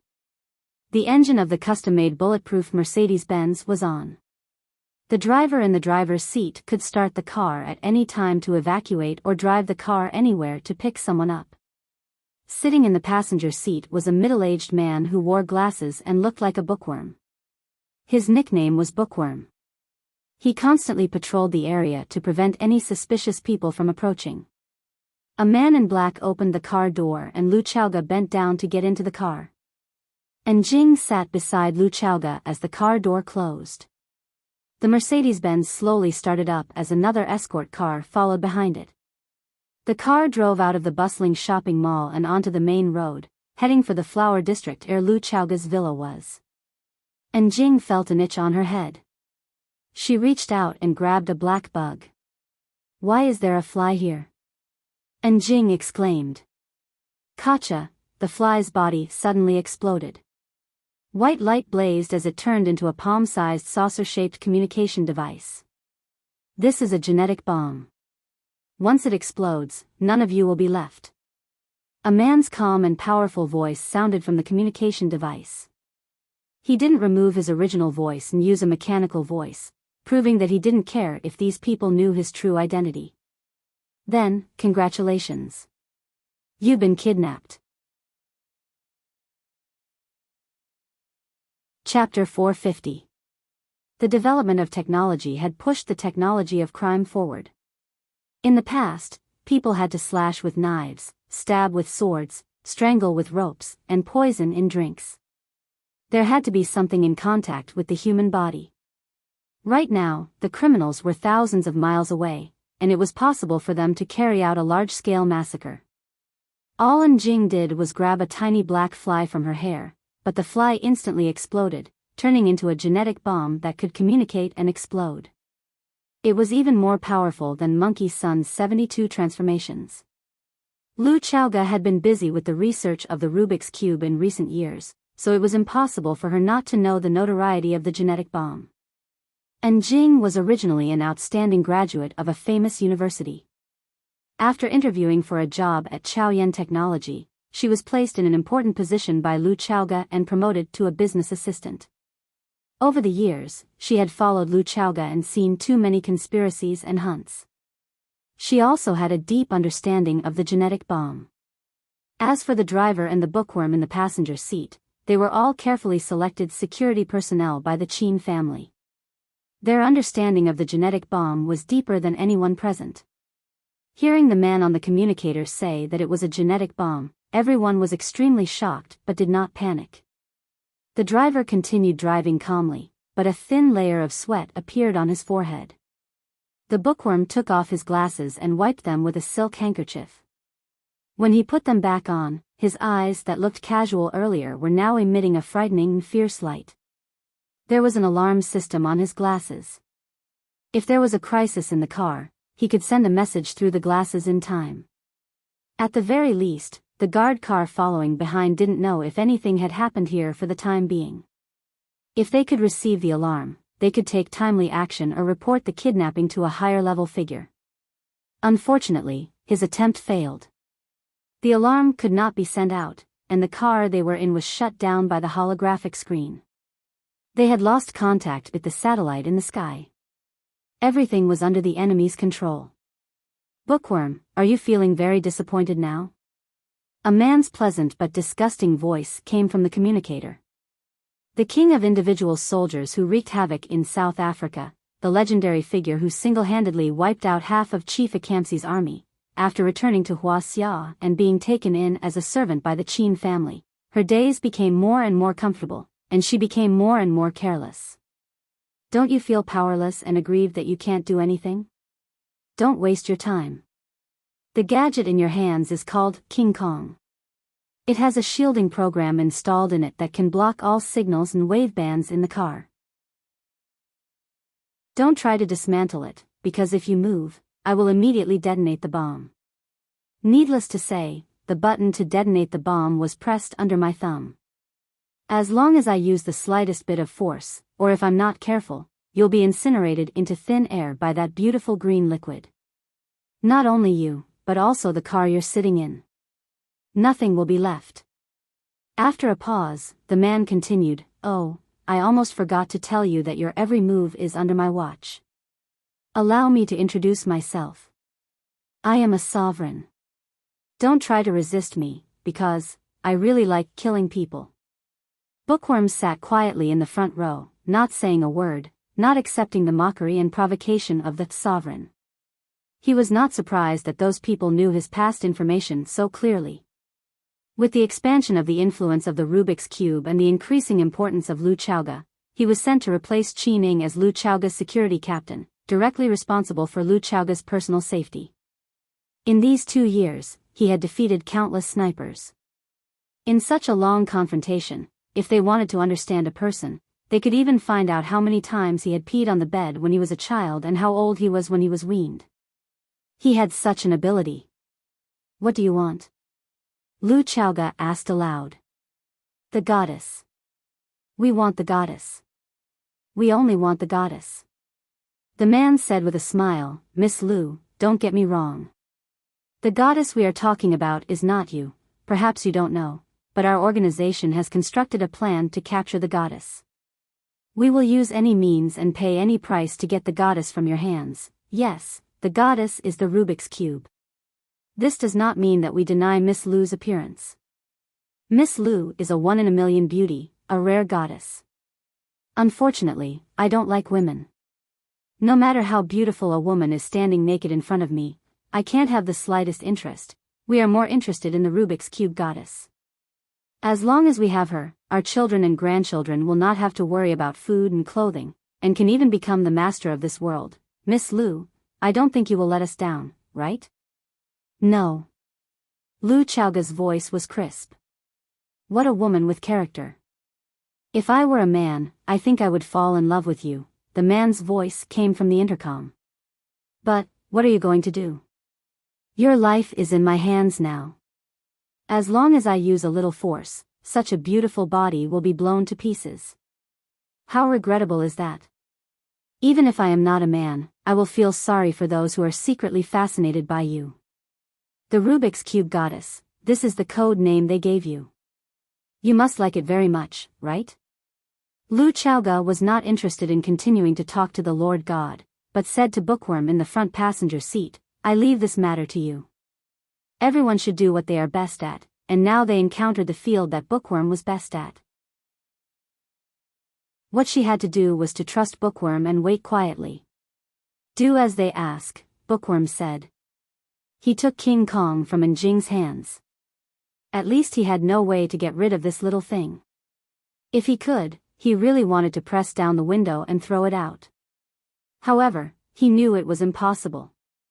This was because the moment he pressed the window, King Kong might have already exploded. Besides, who knew if those people had any tricks up their sleeves? The enemy could take risks, but he couldn't drag Lu Chaoga to take risks with him. He knew how important Lu Chaoga was to the Qin family now, and how much the elders of the Qin family valued her. If it wasn't for the talented Miss Qin supporting them, those proud figures of the Qin family would probably be suppressed by her. It was not a pleasant thing that the person in charge of the subsidiary company was too capable. No king would use a general who was difficult to control. Fortunately, at least for now, the two sides were still in the honeymoon period. How to get rid of King Kong in his hands was really a tricky problem. Since Miss Lu doesn't want to talk to me, then, Bookworm, let's communicate directly. Do as I say, and obey every word unconditionally. The voice of the Lord God became cold and determined. Lu Chaoga's attitude completely irritated him.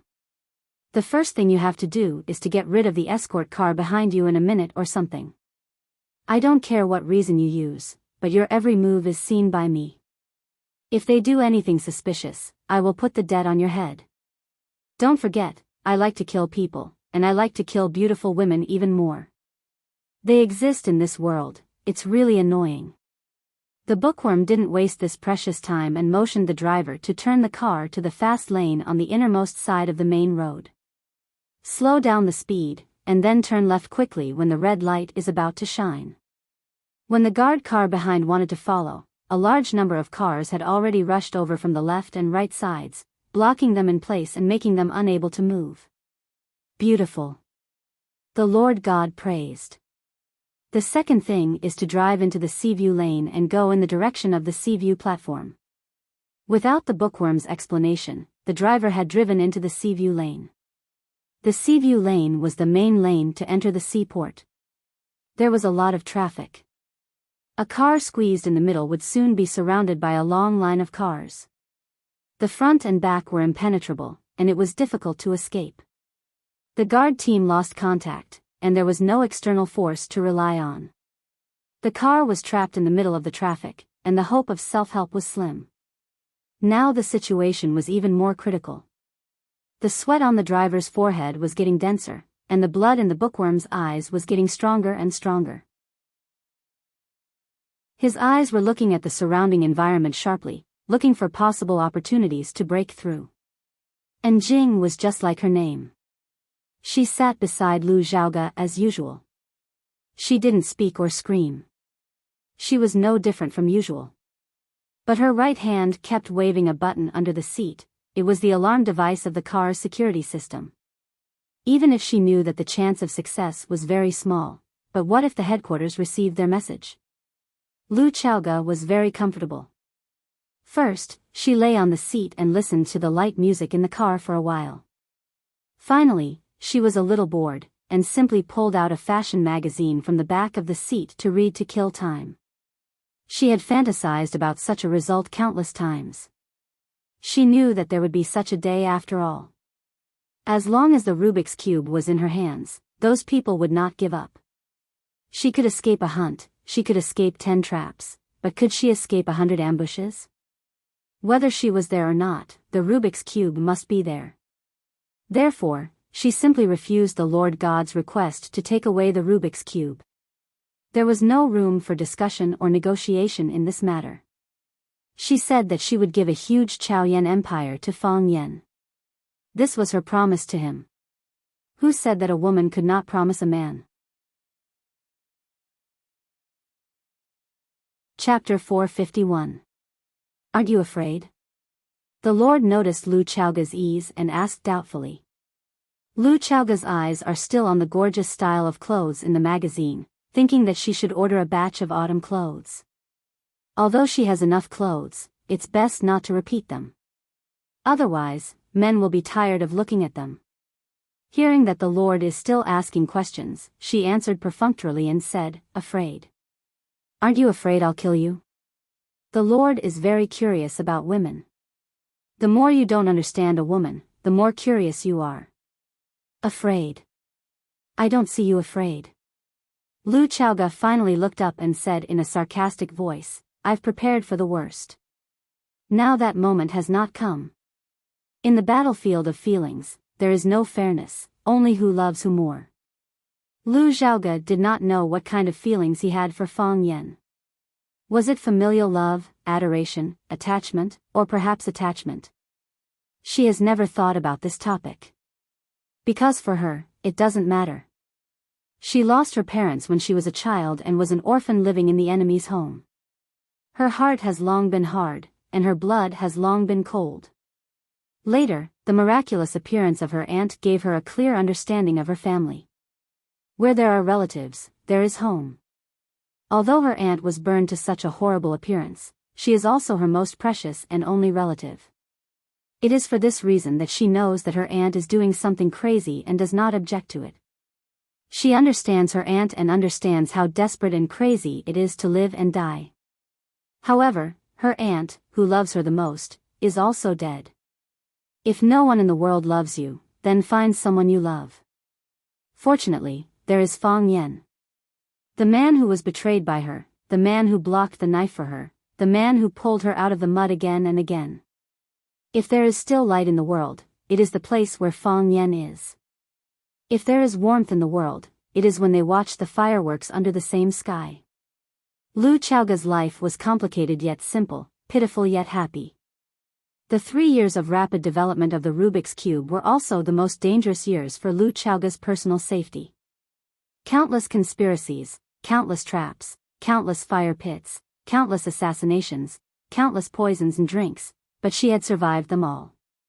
She did not complain, and no one would listen to her. She had never thought of retreating. She had nowhere to retreat to. She had escaped too many times. She was lucky. This time, she did not avoid it. That was her fate. Sometimes, luck and fate were just a step apart. The Lord was silent for a long time. When everyone thought that he had disappeared or was busy with other things, his voice came again. He sighed and said, "You are the most amazing woman I have ever seen. I don't want to say thank you." When faced with a hostage who had kidnapped you, even if he praised you as the most beautiful woman in the world, you wouldn't have any good impression of him. Lu Chaoga's eyes had turned to the magazine again, and she had lost interest in talking to the Lord God. She just couldn't understand, how could there be such a long-winded kidnapper? Didn't he understand that talking too much leads to mistakes? The more you talk, the easier it is to expose your own information and give the opponent a chance to take advantage of it? Mr. Bookworm, oh, perhaps it is more appropriate to call you Mr. Tiger? Now, I need you to do a very important thing. You don't mind self-dormancy, do you? The voice of the Lord was teasing. You know, your existence is a threat to us. We don't want to go to the devil's cave, you are still alive, and several young men can't get close. Thank you for your attention to me. The bookworm said coldly. He pressed the watch button on his wrist, and a thin needle popped out of the watch's steel hole. He pricked the acupuncture point on his neck with the thin needle, and his body immediately collapsed on the seat. Thank you for your cooperation. The Lord God said to the unconscious bookworm. Turn left at the first intersection ahead, there is a big truck parked on the roadside, drive your car along the iron plate into the truck. The Lord God's words were obviously directed at the driver. Because now only the driver can execute his order. Lu Chaoga did not speak, and the driver would not refute. He turned the steering wheel smoothly, and then drove their Mercedes-Benz through the iron plate into the truck compartment. Clang, the truck door closed automatically, and the compartment was as dark as night. The dashboard of the Mercedes-Benz flashed a faint green light, and the faces of several people in the car were as gloomy as ghosts. They felt that the truck began to move, driving to a distance that no one knew. Devil's Cave? What is that place? You don't hit a smiling face. Jiang Zhulu has been smiling, and his posture is very low, so that Fang Yan can't reach out and hit him in the face. Fang Yan doesn't like Jiang Zhulu, and he doesn't like his father Qiang Long Tan even more. Even quite disgusted. The father and son of the Jiang family are both hypocrites. Just because there is no evidence for something doesn't mean it didn't happen. When her aunt died, Lu Chaoga was heartbroken, and the courage to survive was to revenge. She wants to repay the pain the Jiang family gave her tenfold, 100-fold. After 3 years, Jiang Zhulu came to invite Fang Yan and Lu Chaoga to attend his wedding, pretending that nothing had happened. What kind of drama was he putting up? Hearing that Fang Yan is willing to make time to attend his wedding, Jiang Zhulu was very happy, and said with a smile, Mr. Fang, your name shook watching 3 years ago, and even after 3 years, there are still all kinds of legends about you in Huaqing. If I can invite Mr. Fang to attend my wedding, it will definitely add a lot of color to the wedding banquet. When the time comes, I will definitely toast to you a few more times. Fang Yan shook his head, and said, I don't drink. I've already quit. Oh. Jiang Zhulio's smile gradually disappeared, and he said with a regretful expression, I've heard a little about your father, he is a true hero. The dead are long gone, and the living are like this. I'm sure Uncle has another kind of fun in heaven, don't be too sad while you're alive. Fang Yan looked at Jiang Zhulu, and said, what kind of fun is there in heaven? Why don't I send you up there to take a look? Jiang Zhulio's expression was very awkward. Do you know how to talk? How can I continue this kind of conversation? The human world is fine, why do I have to go to heaven? If you want to go up there and accompany your father. I'm just joking, don't mind me, Fang Yan said with a smile. We're friends, why would I send you up there? I'll send anyone who sends my father up there. You didn't harm my father, did you? Why would I do such a thing? Jiang Zhulu said with a face full of anger. Don't harm your family. What grudge do I have with you, why would I do such a thing to your family? I also hope that Mr. Fong can find the real culprit and avenge your father. At that time, I will naturally accompany Mr. Fong and get drunk. Thank you, Fong Yen said. I don't drink. At that time, I'm sure Mr. Fong will be willing to drink to his heart's content. Jiang Zhulu was about to leave when Qining suddenly barged in through the door. His face was ashen, and it was obvious that something big had happened. What happened? Fong Yen had a bad feeling in his heart. Qining quickly walked in front of Fong Yen and said, I just received a call from the guard team. They lost contact with Miss Lu's car. When? 3 minutes ago. Tell me in detail, Fong Yen said coldly, suppressing the anger in his heart. I lied to you. Miss Lu didn't stay at the Research Institute for a meeting, but went to the mall with her assistant to buy groceries, Qining hurriedly explained, and reported the whole process of Lu Chaoga's disappearance to Fong Yen in detail. Miss Lu finished her shopping, and the convoy began to return. While waiting for the traffic light at the intersection of Huacheng, the car that Miss Lu was in suddenly turned left, and the guard team behind was blocked by other cars, unable to follow closely. After this sudden incident, the guard team immediately contacted the car that Miss Lu was in. However, Miss Lu's phone couldn't be connected, and Assistant N's phone couldn't be connected either. There were 7 other communication tools between the 2 cars, including satellite communication equipment and wave transmission equipment. All communication methods were blocked. While Qining was reporting the situation, Fong Yen had already opened the map on his phone and started to search for the area where Lu Chaoga went missing. His eyes were glued to the map, as if he wanted to drag Lu Chaoga out of the map. They suspect that Miss Lu was kidnapped, and are currently searching the area where the car went missing, Qining said. The guard team reported back the situation and awaited further instructions. Damn it. Fong Yen grabbed the teacup in front of him and threw it at the opposite side. Jiang Zhulu, who was holding the teacup and listening to the conversation between Fong Yen and Qining, couldn't dodge in time, and his forehead was hit by the flying teacup. Smack! The teacup smashed onto Jiang Zhulu's forehead, causing tea to splatter everywhere. A few tea leaves stuck to his face in an unsightly manner. The refined and elegant Huacheng's 4 young masters looked miserable and battered at this moment. Even a clay Buddha had some vitality, and Jiang Zhulu's ability to maintain his vitality was extremely good. However, when faced with the humiliation of having tea splattered on his face, it was hard for him to bear. Jiang Zhulu was furious. He jumped up from the sofa, wiped the tea off his face, and shouted at Fong Yen, Are you crazy? What are you doing? I'm also very worried about Lu Chaoga's disappearance, but what does this have to do with me? What right do you have to throw a teacup at someone? After flying into a rage, Fong Yen calmed down a little.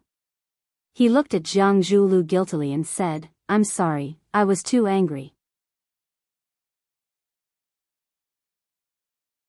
Chapter 452. You're angry? Shouldn't I be? Can I hit someone just because I'm angry? Can I hit you just because I'm angry? Jiang Zhulu didn't believe Fong Yan's bullshit about hitting someone because he couldn't control his emotions. This guy didn't play by the rules, and he had been beaten up by him several times 3 years ago. Every little move he made had a deep meaning behind it, and he didn't realize it until the truth was revealed. Now, he was hitting him with a glass. What was he trying to do with Lu Chaoga's disappearance? Jiang Zhulu's hair stood on end, and a chill ran down his spine. His extreme wariness of Fong Yen made his anger disappear, and he calmed down as well. Fong Yen sat back down on the sofa and looked at Jiang Zhulu like a lone vulture. I went back to watching yesterday, and you came to give us an invitation today, and then Chaoga was kidnapped. Jiang Zhulu, how can I believe that you have nothing to do with this? It's a coincidence. It's all a coincidence, Jiang Zhulu said firmly. Jiang Zhulu said firmly. He didn't want to have anything to do with the kidnappers. I feel bad that something like this happened in Chaoga. Chaoga is your lover, and she's also my family. I can promise you that I have nothing to do with this. If I had decided to kidnap Lu Chaoga today, would I have come to give you an invitation and let you humiliate me like this? That's hard to say. Fang Yan stared at Jiang Zhulu as if there was a flower on his face. You and your father conspired to kill Chaoga's parents, but didn't you pretend to adopt her for so many years? Fang Yan, don't slander me. You need evidence. What evidence do you have to prove that we killed Lu Chaoga's parents? What evidence do you have to prove that I was the mastermind behind Lu Chaoga's kidnapping? If you keep trying to frame me, I don't mind suing you for slander. You won't get a lawyer. Fang Yan said calmly, because you know very well in your heart that if you sue me because of this matter, it will only cause a big uproar. Moreover, it will confirm the fact that you are the murderers of Lu Chaoga's parents. You will only desperately want to disassociate yourself from this matter. Jiang Zhulu glared fiercely at Fang Yan and said, so, you saw that it was difficult for us to defend ourselves, so you wanted to pour this basin of dirty water on us, father and son? I won't wrongly accuse a good person, Fang Yan said, but I won't let any bad person go either. If you're the bad guy, we can only fight to the death. It seems like we can never be friends, Jiang Zhulu said as he looked at Fang Yan. I don't befriend people with evil intentions. I hope you're right. Jiang Zhulu sneered. He walked in front of Fang Yan, picked up the 2 invitations on the coffee table, and turned to walk towards the door. Qin Ying's figure flashed and blocked in front of Jiang Zhulu. This was Lu Chaoga's house. When Lu Chaoga wasn't here, Fang Yan was the owner of this house. The owner didn't say anything, so how could he be allowed to leave as he pleased? Moreover, Fang Yan said that the kidnapping incident was related to Jiang Zhulu. Was it related or not? This matter had to be cleared up before he could leave. Jiang Zhulu looked at Fang Yan and sneered, saying, what? You want to keep me here? If the owner wants to keep me here, then I'll really be an unwelcome guest and not leave. Fang Yan looked at Qin Ying and said, tomorrow is someone else's big day, how can we detain the groom? Let him go. We still have to go to his wedding tomorrow. Qin Ying was full of doubts, but still listened to the order and moved to the side. Although I know you'll definitely refuse, I still have to say this, I'm also very worried about Lu Chaoga's disappearance. If there's a need, you can give me a call. My Jiang family also has some connections, so we'll definitely do our best to search for Lu Chaoga's whereabouts. Jiang Zhulio's voice was loud and clear as he said, Lu Chaoga has misunderstood my Jiang family, but my Jiang family will always treat her as a family member. Why should I refuse? Fang Yan asked. Go on, do your best to find her. When you find Lu Chaoga, I'll treat you to a drink. Jiang Zhulu took a deep look at Fang Yan and strode out of the villa. At the entrance of the villa's courtyard, a champagne-colored Bentley was parked. An old man in a well-ironed suit stood beside the car. When he saw Jiang Zhulu coming, he immediately opened the door of the KAI in a gentlemanly manner. Jiang Zhulu got into the back seat of the car, and the old man gently closed the door.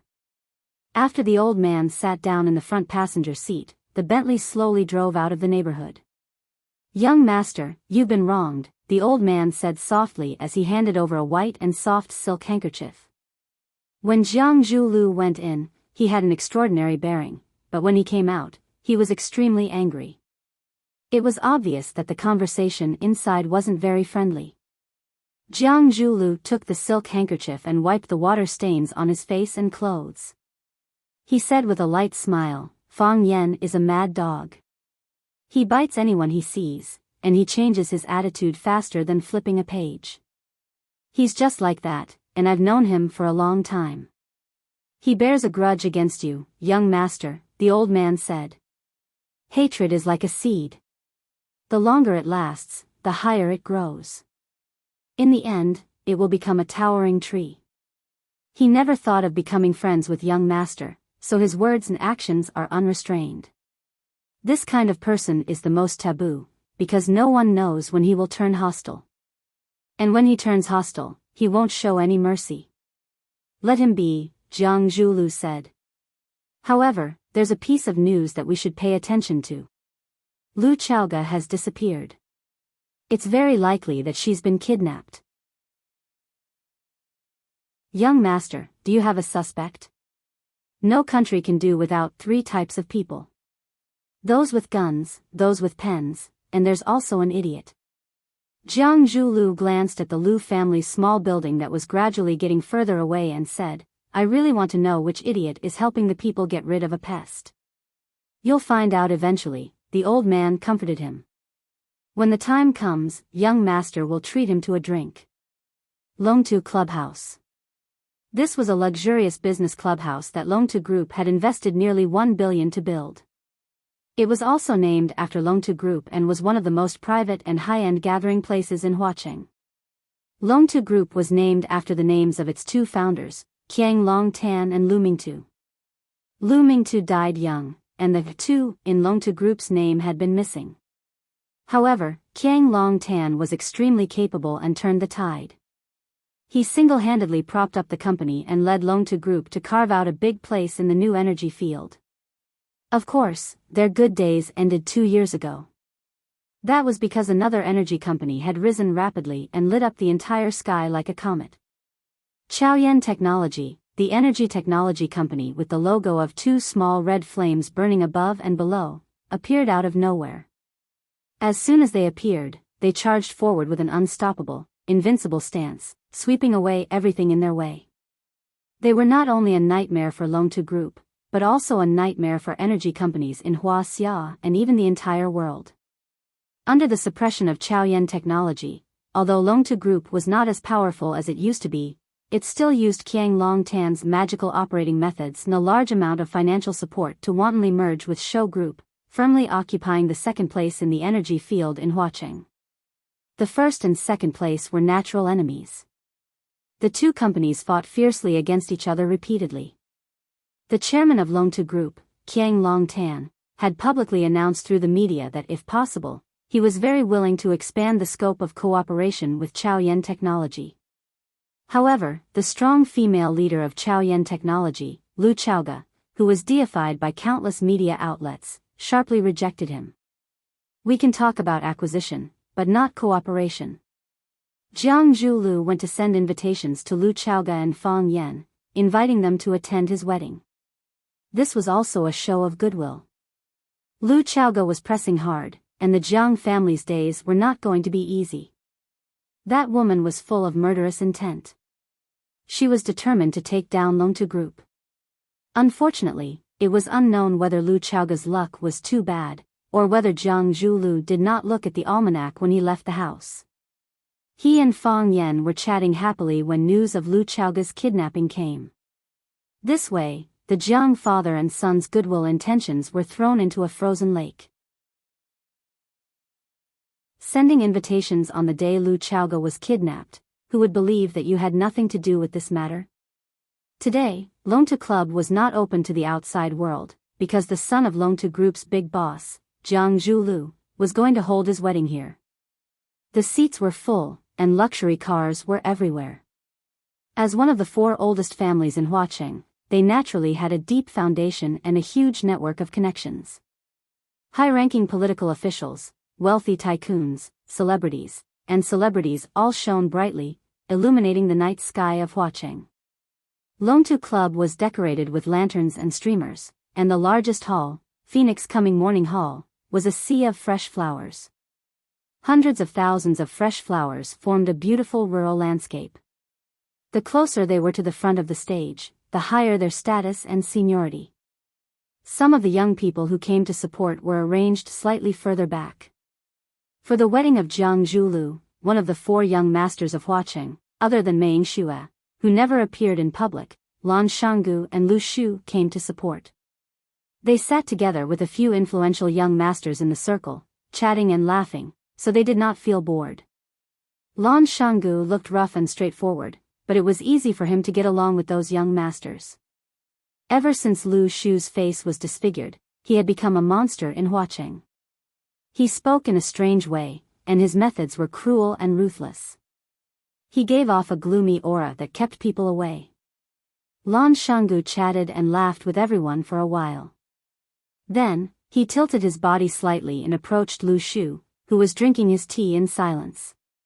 He said, If the Jiang family pushed Jiang Shangxin out as bait 3 years ago, then has Jiang Zhulu satisfied the Jiang family or Jiang Shangxin? How did this happen? Chapter 453. You have a close relationship with the Jiang clan. Is there a story behind this? Lan Shanggu looked at the willow tree and asked curiously. The Lu clan and the Jiang clan were related by marriage. Lu Shu and Jiang Zhulu were cousins. However, because of the Rubik's Cube, the little goblin that was hard to control, the two clans often fought against each other. They knew that if they didn't expose the truth, they could still be relatives. Therefore, even though Lu Shu was disfigured and the Jiang clan suffered heavy losses during the Rubik's Cube fight, the two clans were still on good terms, as if nothing had happened. If the Lu family had given the whereabouts of the real Rubik's Cube to the Jiang family or directly used Lu Zhaoga's aunt to negotiate terms with the Jiang family, there wouldn't have been a life-and-death struggle between the two families. The reason why Lu Zhaoga and her aunt could persist until the end, besides the appearance of Fang Yan, was that they had taken advantage of the greed of the two beasts, the Jiang family and the Lu family. How could Lu Zhaoga and his aunt fight against a giant like the Lu family with only their strength? Without the Lu clan's support, aunt would have died long ago. Lu Zhaoga would have had no choice but to marry someone else. Of course, if it weren't for the Jiang family, the Lu family would have used all means possible to force Lu Zhaoga and her aunt to hand over the Rubik's Cube. Those two women were trying to walk a tightrope, and they actually succeeded in the end. In the end, the truth came out. The Lu clan knew they were tricked and the Jiang clan knew they were tricked. No matter how warm and natural their smiles were when they shook hands, how could there be no grudge between them? Lu Shu didn't like Jiang Zhulu. Outstanding people probably didn't like equally outstanding people. Hearing Lan Shanggu talking about the secret history of the wedding, the corner of his mouth curled up into a mocking smile. He sneered and said, Jiang Zhulu can't deal with Fang Yan, but can't he handle a woman? Lan Shanggu gave Lu Shu a thumbs up and said, that's a fair comment. However, this woman was no ordinary woman. She was a woman from the Jiang family. Who and Huaqing didn't know about the relationship between the Jiang family and Fang Yan. Although we brothers weren't there, there were hundreds of people who witnessed the big drama that happened in Yanjing City. For a period of time, calluses grew in my ears. What Fang Yan forced Jiang Junling to abdicate, what Jiang Junling defeated the grassroots hero, and what they were fighting over a woman. What kind of rumors didn't I hear? You've heard a lot, haven't you? Lan Shanggu lowered his voice and whispered, Jiang Zhulu has married a woman from the general family. Is he preparing to fight to the death with Fang Yan? What does the Jiang clan have to do with us? Lan Shanggu smiled bitterly and said, if it was in the past, we could drink red wine and watch the show. The more intense the fight, the better. But now, we can't do that. Both of us are partners of Chaoyan Technology and distributors of Chaoyan's products. Who does Chaoyan Technology belong to? On the surface, it seems to belong to Lu Zhaoga, but in reality, it belongs to the Qin family. But what is the relationship between Qin families Lu Zhaoga and Fang Yan? In the end, their surname is Fang. Previously, we expected that the new energy products from the Rubik's Cube would be popular, but no one expected it to be to this extent, right? Let's talk about the past 2 years. After the Lan and Lu family became the agents of Little Flame's products, how many percentage points did the family's annual profit increase? 300%, and that's only because we are the agents. Lu Zhaoga, that woman, has controlled our profits too tightly. The company sets the price and doesn't give us the right to set the price freely. Otherwise, how much profit could we achieve? Lan Shanggu's expression was both proud and helpless. He smiled bitterly and said, at first, we only wanted to establish a relationship with the Rubik's Cube and earn some quick money for the family. Now, we have all become the puppets of the Rubik's Cube. We can go up but not down, we can charge but not retreat. After tasting the benefits of the Rubik's Cube, if I tell you to transfer the agent rights to someone else, will the Lu family agree? Will you fight with your life? Anyway, I won't do it. How many years has it been since Chao Yen was established? It has only been a little more than 3 years since its establishment, and it has already developed to this point. In the future, as the energy crisis becomes more and more serious, the power that the Rubik's Cube can display will become more and more powerful. That will be the real harvest season for us. It would be a pity to withdraw now. Lu Shu gently shook the goblet in his hand, his posture elegant and calm. If it was 3 years ago, his performance could make countless women fall head over heels for him. Back then, the Casanova of Huacheng was a popular man among thousands of young girls and young women. Now that his face was disfigured, he had become repulsive. No one paid attention to him anymore. Some women who used to be close to him accidentally glanced at him and immediately showed a reserved smile. They picked up the goblet in front of them and made a gesture to invite him to drink. Before swallowing a mouthful of wine, they had already turned around, no longer with the seductive eyes that said, "I'm free tonight." Some women said that they liked his talent and inner qualities, but it was all nonsense. In the end, this was a world of face. You want to play with the Rubik's Cube, but the Rubik's Cube may not be willing to play with you. How did we sign the agency contract? Every 3 years. Now is the 2nd year. After next year, Zhao Yan wants to change agents. What can you and I do? Lu Shu said with a face full of disdain.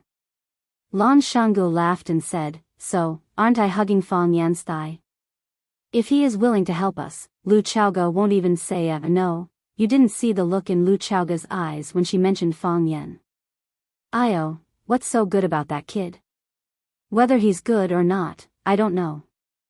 Lu Shu slowly sipped the red wine in his glass, maintaining his unique pace, which seemed a little out of place with the surrounding environment. But he definitely won't be bad to Lu Chaoga. A woman will fall in love with a bad man, but she will never fall in love with a man who treats her badly. Hit the nail on the head. As expected of the Casanova. Lan Shanggu praised. Lu Shu's sharp eyes swept over, and there was an unsuppressible hostility in those eyes. Lan Shanggu knew he said the wrong thing, and didn't take it to heart. Right now, Lu Shu couldn't do anything to him, just like how he couldn't do anything to Lu Shu. They were 2 dogs, Chao Yen Technology's dogs, Lu Chaoga's dogs, or rather, Fang Yan's dogs. They found 3 agents to maintain a balanced development of the 3 legs of a tripod. They needed the Jiang family and the Lu family to fight and bite each other. This way, it would be easier for them to control, and it would be easier for them to make the market bigger and better. Of course, even if the Jiang family and the Lu family joined forces to fight with Chao Yen Technology for the right to speak, it wouldn't have any pressure on them. Because they still had the Qin family's huge sales system to help them sell. No matter what, the Qin family wouldn't stand on their side. Unless the Qin family wanted to become the biggest shareholder of Chao Yen, and join forces with the Jiang family and the Lu family to force Lu Chaoga to abdicate. Was that possible? Thinking about it, they were a bit expectant. However, Lan Shanggu and Lu Shu both knew that there was a 99% chance that this would happen. Why would the Qin family give up on Lu Chaoga, who was easy to control and suppress, and choose Lan Shanggu and Lu Shu, a huge family with a lot of resources? Everyone understood the logic of not being able to get rid of a big family.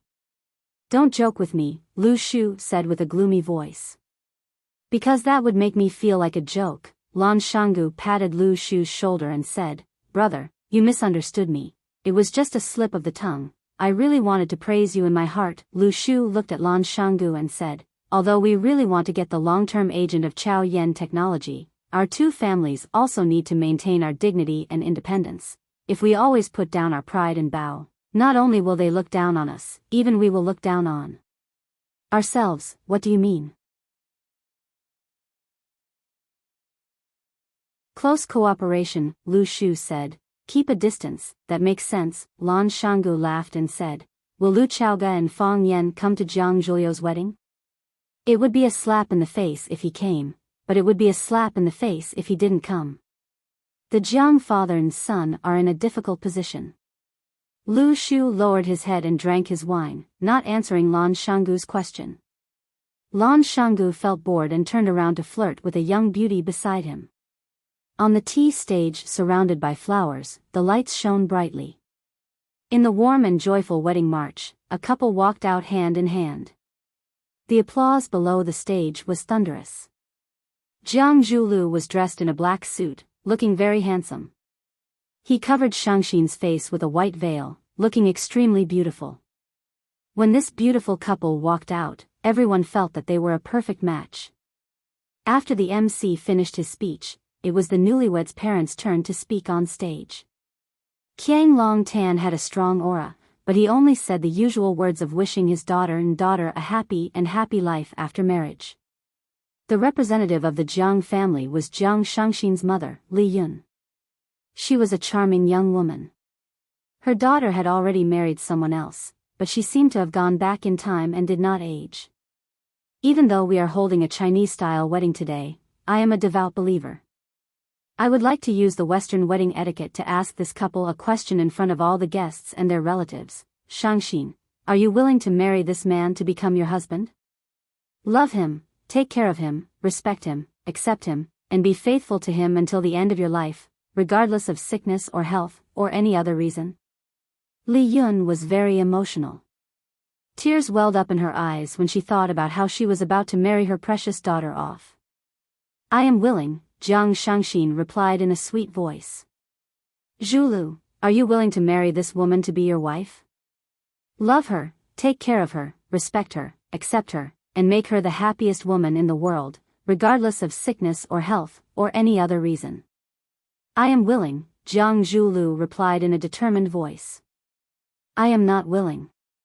At the same time, a low voice sounded at the entrance of the banquet hall.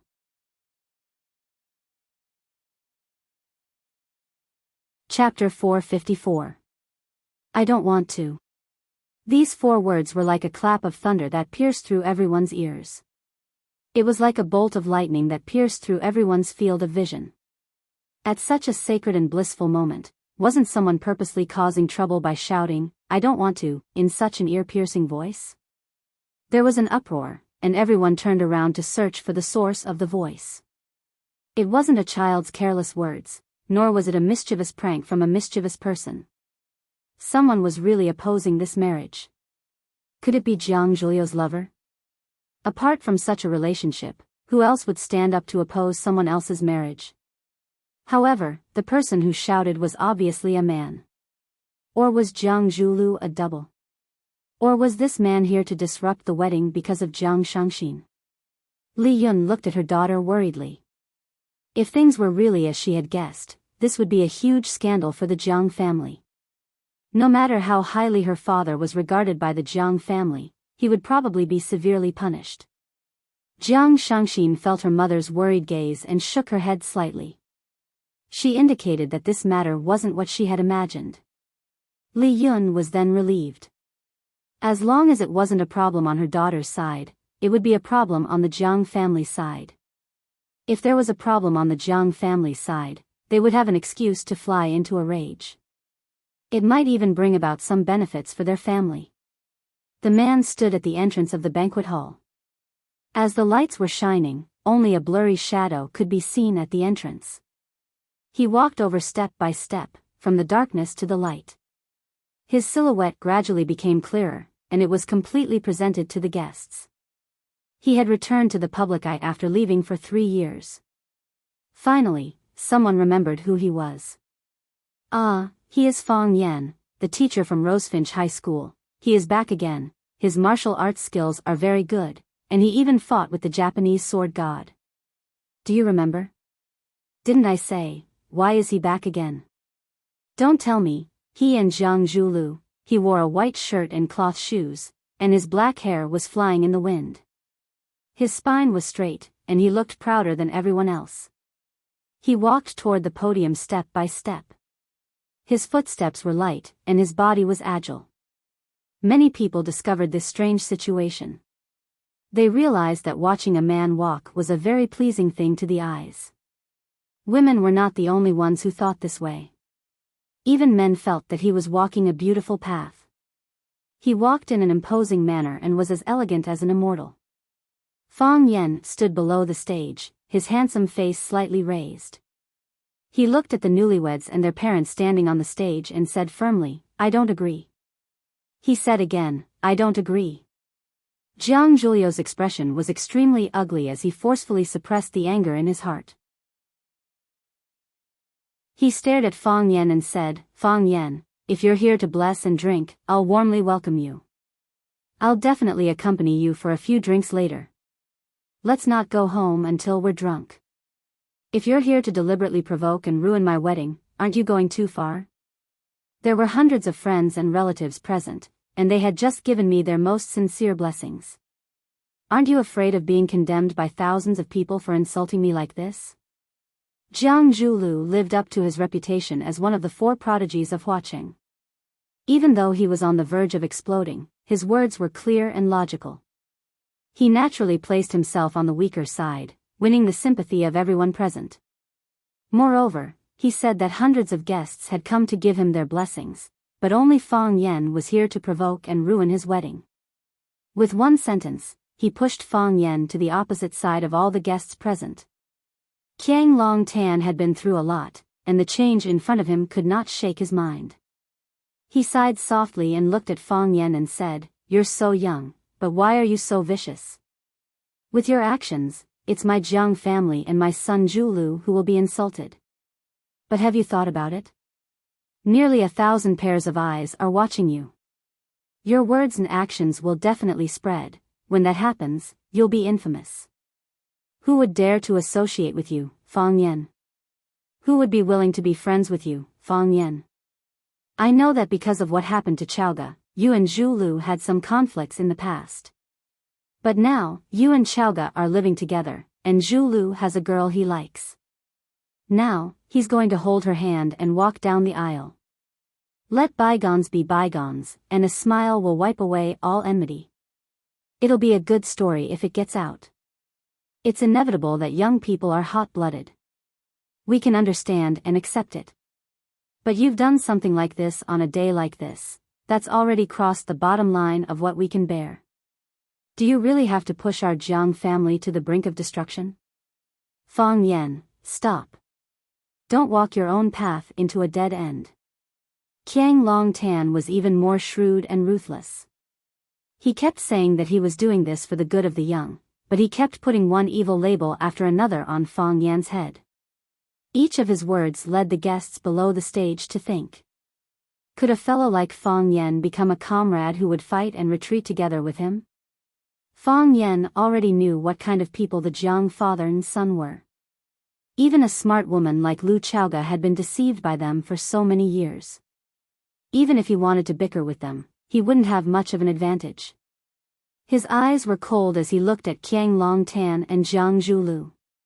He said in a low voice, "I didn't intend to ruin their wedding, even though I really don't like them." Whoosh, a clamor rose from the ground. Wasn't this guy being too straightforward? Even if he really thought that way, there was no need to say it out loud in front of others. Wasn't this a public slap in the face? But this kind of feeling was really refreshing. It could be seen from the ashen complexion of Jiang Longtan and Jiang Zhulu, as well as their twitching brows. Fang Yan held out his hand to Qiang Longtan and said, "Give me Lu Chaoga, I'll turn around and leave."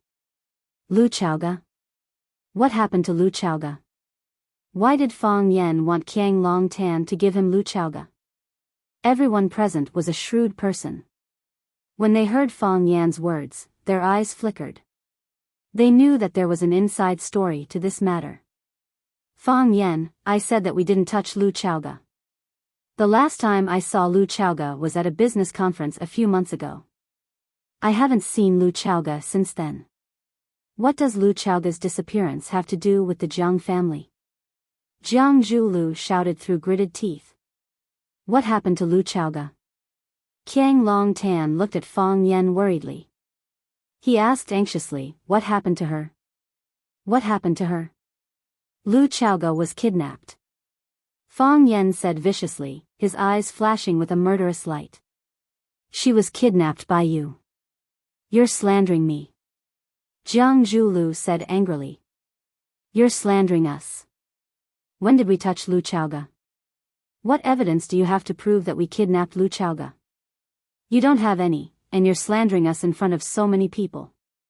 Just wait for the indictment. Qiang Longtan threw a dirty look at his son, Jiang Zhulu, and said, Zhulu, now is not the time to deny responsibility. The innocent are innocent, and the guilty are innocent. Let's find Chaoga and listen to her story. The truth will be revealed. Hurry up and send our people out to look for Chaoga.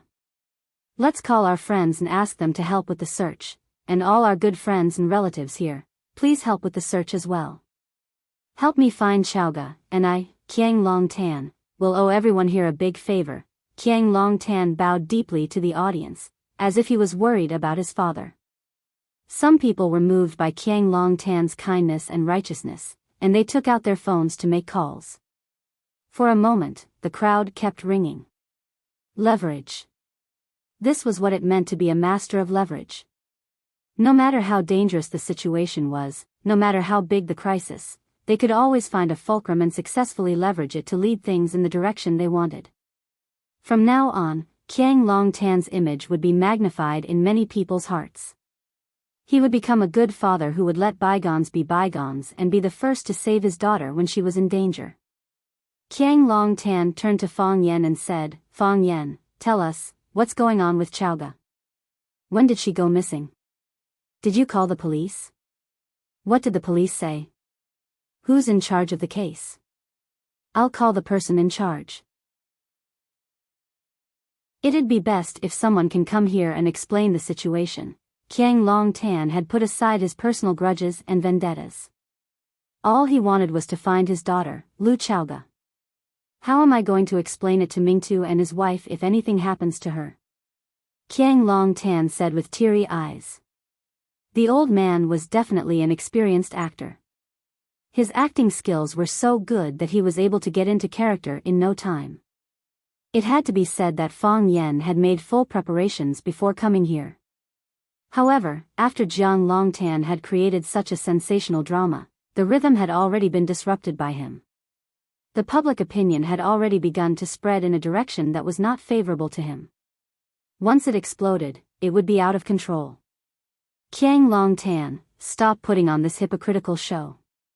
Don't you feel disgusted? Even if you don't, we all feel disgusted. In order to annex Longtu Group, you killed Chaoga's parents. Chaoga and you are irreconcilable enemies. Fang Yan was trembling with anger. Later, you found out that the Rubik's Cube technology was still in Chaoga's hands. You sent people to kill her several times. Some time ago, Chaoga received a secret report saying that you recruited killers from abroad to plan a kidnapping. But because Chaoyan Group has been developing rapidly in recent years and has been suppressing Longtu Group, and because you still haven't given up on the Rubik's Cube technology, who didn't know how to act to gain sympathy? Who didn't know how to make up a story?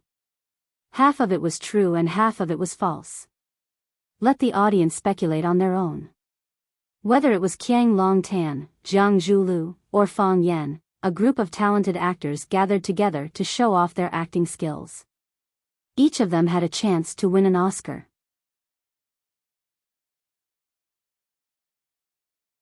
Chapter 455. History was written by the victors, and the truth was made up by the victors. No one knew the truth, except for the person who knew the truth. Fang Yan resorted to all means possible to smear the Jiang family's father and son. He blended what he knew and then poured it all on the Jiang family's father and son.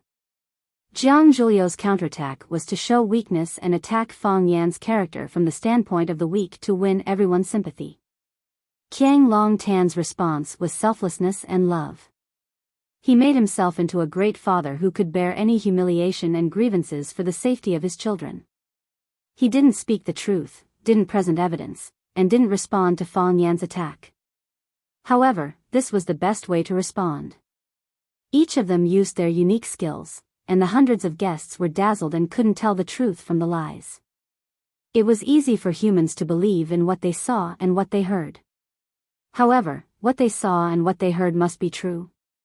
Now that Fang Yan jumped out and angrily accused the Jiang father and son, it naturally gave people the impression that the Jiang father and son had stabbed them in the back. At least there were suspicions in this regard. If they didn't stab them in the back, how could Fang Yan come over on the day of the Jiang family's wedding to ask for them? Hearing Fang Yan slander him for murdering his friend and his wife for money, Qiang Longtan's face turned angry. He glared at Fang Yan fiercely and shouted, "Ignorant boy, who ordered you to come here to frame me? I, Qiang Longtan, have always been upright, and I've never done anything like what you've said. If I say even half a word of falsehood, let me be struck by lightning and die a horrible death. Mingtu and his wife are my close friends and also my right-hand men in my business. I often think that if the two of them were still alive, what level would Longtu Group have reached by now? Is it number 1 in Huaxia? Or is it number 1 in the world?" With a sad and regretful expression, Qiang Longtan said, "It's a pity that the heavens are jealous of the talented. Ming Tu had passed away early, so he had passed all the work to me. My management ability was inferior to his, and my research ability was like the difference between a firefly and moonlight. But I can't slack off. I can only do my best to move forward. I'm also very sad that Mingtu is gone. But he's gone. What can I do? I took his only daughter, Chaoga, to the Jiang family and treated her like my own daughter. I loved her more than Zhu Lu, and I doted on her more than Zhu Lu. Everyone here, when have you ever heard of us mistreating Chaoga? Have any of you ever heard of our family treating Chaoga unfairly or wrongly?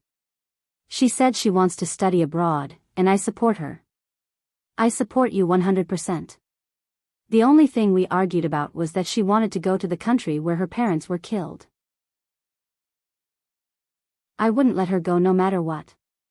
It was too dangerous and chaotic there. She wants to study education, and I think it's a good idea. It's a great thing for a girl to teach and educate others.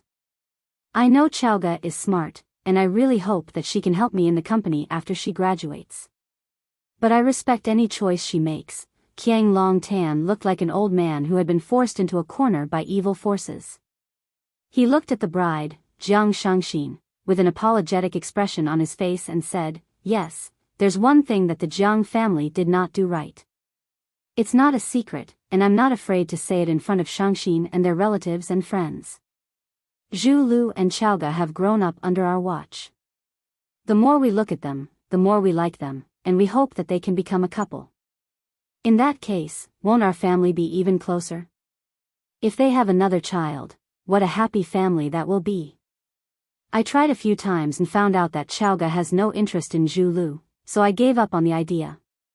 Zhu Lu's mother spoils him too much, and she wanted to make this a success, so she put in a lot of effort. This is the opposite of Chaoga's original intention, and the Jiang family has let her down. Later on, Chaoga fell in love with a guy outside. She listened to slanderous rumors and argued that she wanted to split from us and take back her parents' shares. We were willing to give her the shares because they were left to her by her parents, and we wouldn't take advantage of her. But we can't split from the family. The new energy industry has been developing rapidly in the past few years, and everyone is trying to make it bigger and stronger. Why did we split a large company into two? What was that for? If we split it, what advantage would we have to compete with others? After listening to Qiang Longtan's confession, there was a lot of discussion below the stage. That's right. I know about this too, and there was a huge argument at the time. Only someone crazy would split Longtu into two. If Longtu hadn't gone through all those things, it would definitely be developing even more fiercely now. Lu Chaoga is such a heartless woman. She was so easily fooled by that pretty boy outside that she wasted her good looks. Jiang Longtan fiercely looked at Fang Yan as if he was going to fight him to the death. He said, "If she wants the shares, I'll give them to her. If she wants to split from the family, I'll split from her. Children are all grown up and have their own ideas. As parents, we can only do our best to support them, and if we can't, we'll have to forgive them." Fang Yan, tell me, who got the shares Lu Chaoga took with her? Who benefited the most from her Rubik's Cube technology? If I remember correctly, you're the third largest shareholder of Chaoyan Technology, aren't you? Fang Yan, you're just a gigolo. You're just a little Miss Rosefinch who became a billionaire because of Lu Chaoga. Chaoga was so nice to you, and she gave you her whole heart. Is this how you treat her? She's missing, she's been kidnapped, and we don't even know if she's alive or dead. Instead of trying to find someone to get her back, you're here to pester me? What's in it for you? If it makes you feel better, Jiang Longtan suddenly jumped down from the stage and rushed in front of Fang Yan. Like an angry rooster, he patted his chest and said to Fang Yan, if you feel comfortable doing this, then punch me a few times, kick me a few times. As long as it can make you happy and vent your anger, then please help me find my daughter Lu Xiaoga. She's too pitiful to be alone outside. Qiang Longtan was like a crazy father who had lost his mind. He had lost his usual gentleness and composure. He didn't care about dignity or face, and he didn't hesitate to let Fang Yan punch and kick him. Some people fought with their lives, while others fought with their power. Jiang Longtan had thrown caution to the wind at the most crucial moment and fought with his power. Therefore, he had taken control of the entire situation and gained the upper hand. No one would think that Qiang Longtan had lost his composure, because he was a father who had abandoned everything for his daughter. He was a father worthy of admiration and love. As a result, not only was Fang Yan hated by everyone present, but Lu Chaoga was also condemned as a disloyal and unfilial son. When it came to judging the situation, no one could compete with Qiang Longtan, that old fox. Fang Yan naturally couldn't punch and kick Qiang Longtan, because when Qiang Longtan finished speaking, a large group of people had already rushed over and used their bodies to shield Qiang Longtan, as if Fang Yan was really going to punch and kick Qiang Longtan. This old man was too cunning and too smart. While he was doing this, he had already calculated the reactions of the surrounding onlookers. Fang Yan looked coldly at Qiang Longtan's exquisite performance, and said in a steady and firm voice, "Don't take advantage of your seniority to play this kind of ridiculing trick. Hand Lu Chaoga to me, and I'll leave with her immediately. Otherwise, don't even think about continuing with today's wedding." Fang Yan swept a glance at Jiang Zhulu and Jiang Shangxin, the newlyweds, and said, "You guys kidnapped my woman, so I won't let you guys live happily ever after." Seeing that a group of men in black, who were in charge of security, had received Jiang Zhulio's order to come over and arrest them, Fang Yan said with an indifferent expression, "I can't win against you guys with words or acting, but I can win against you guys in a fight. Why don't you guys give it a try?" The moment he said this, the crowd quietened down instantly. The men in black who were running toward him also stopped in their tracks, and they looked at Fang Yan, who was standing at the same spot and looking at them with a look of disdain. Was this guy really not a lunatic? They had seen arrogant people before, but they had never seen someone as arrogant as him. There were hundreds of guests present, and in addition to the service and security personnel, there were more than 1,000 people in the entire Longta Club. Why did he have the courage to say something so stupid like he was the best in martial arts? If an expert were to stand out and beat him up, wouldn't he be so embarrassed? Qiang Longtan felt very aggrieved. The aura that he had painstakingly built up had been destroyed by these idiotic bodyguards just like that. Even if he couldn't win, he still had to go up and fight. There were still the police if he was injured. The police would only be able to charge him with intentional assault if they were injured. Of course, standing in his position, it wasn't very appropriate for him to get someone to go up and fight with Fang Yan at this point in time. Thus, he waved his hands to dismiss the bodyguards in black. He looked at Fang Yan and said, "I know that you, Fang Yan, are very skilled, and even if all of us here were to join forces, we wouldn't be a match for you. I didn't kidnap Lu Chaoga, and it's impossible for me to kidnap Lu Chaoga either. Otherwise, you can beat the entire Jiang family to the ground and search for them yourself. Or you can help me find Lu Chaoga. No matter what, don't stand here and waste time." "I won't waste my time, and I won't waste my time saving people," Fang Yan said loudly. "I have evidence to prove that the Jiang family kidnapped Lu Chaoga."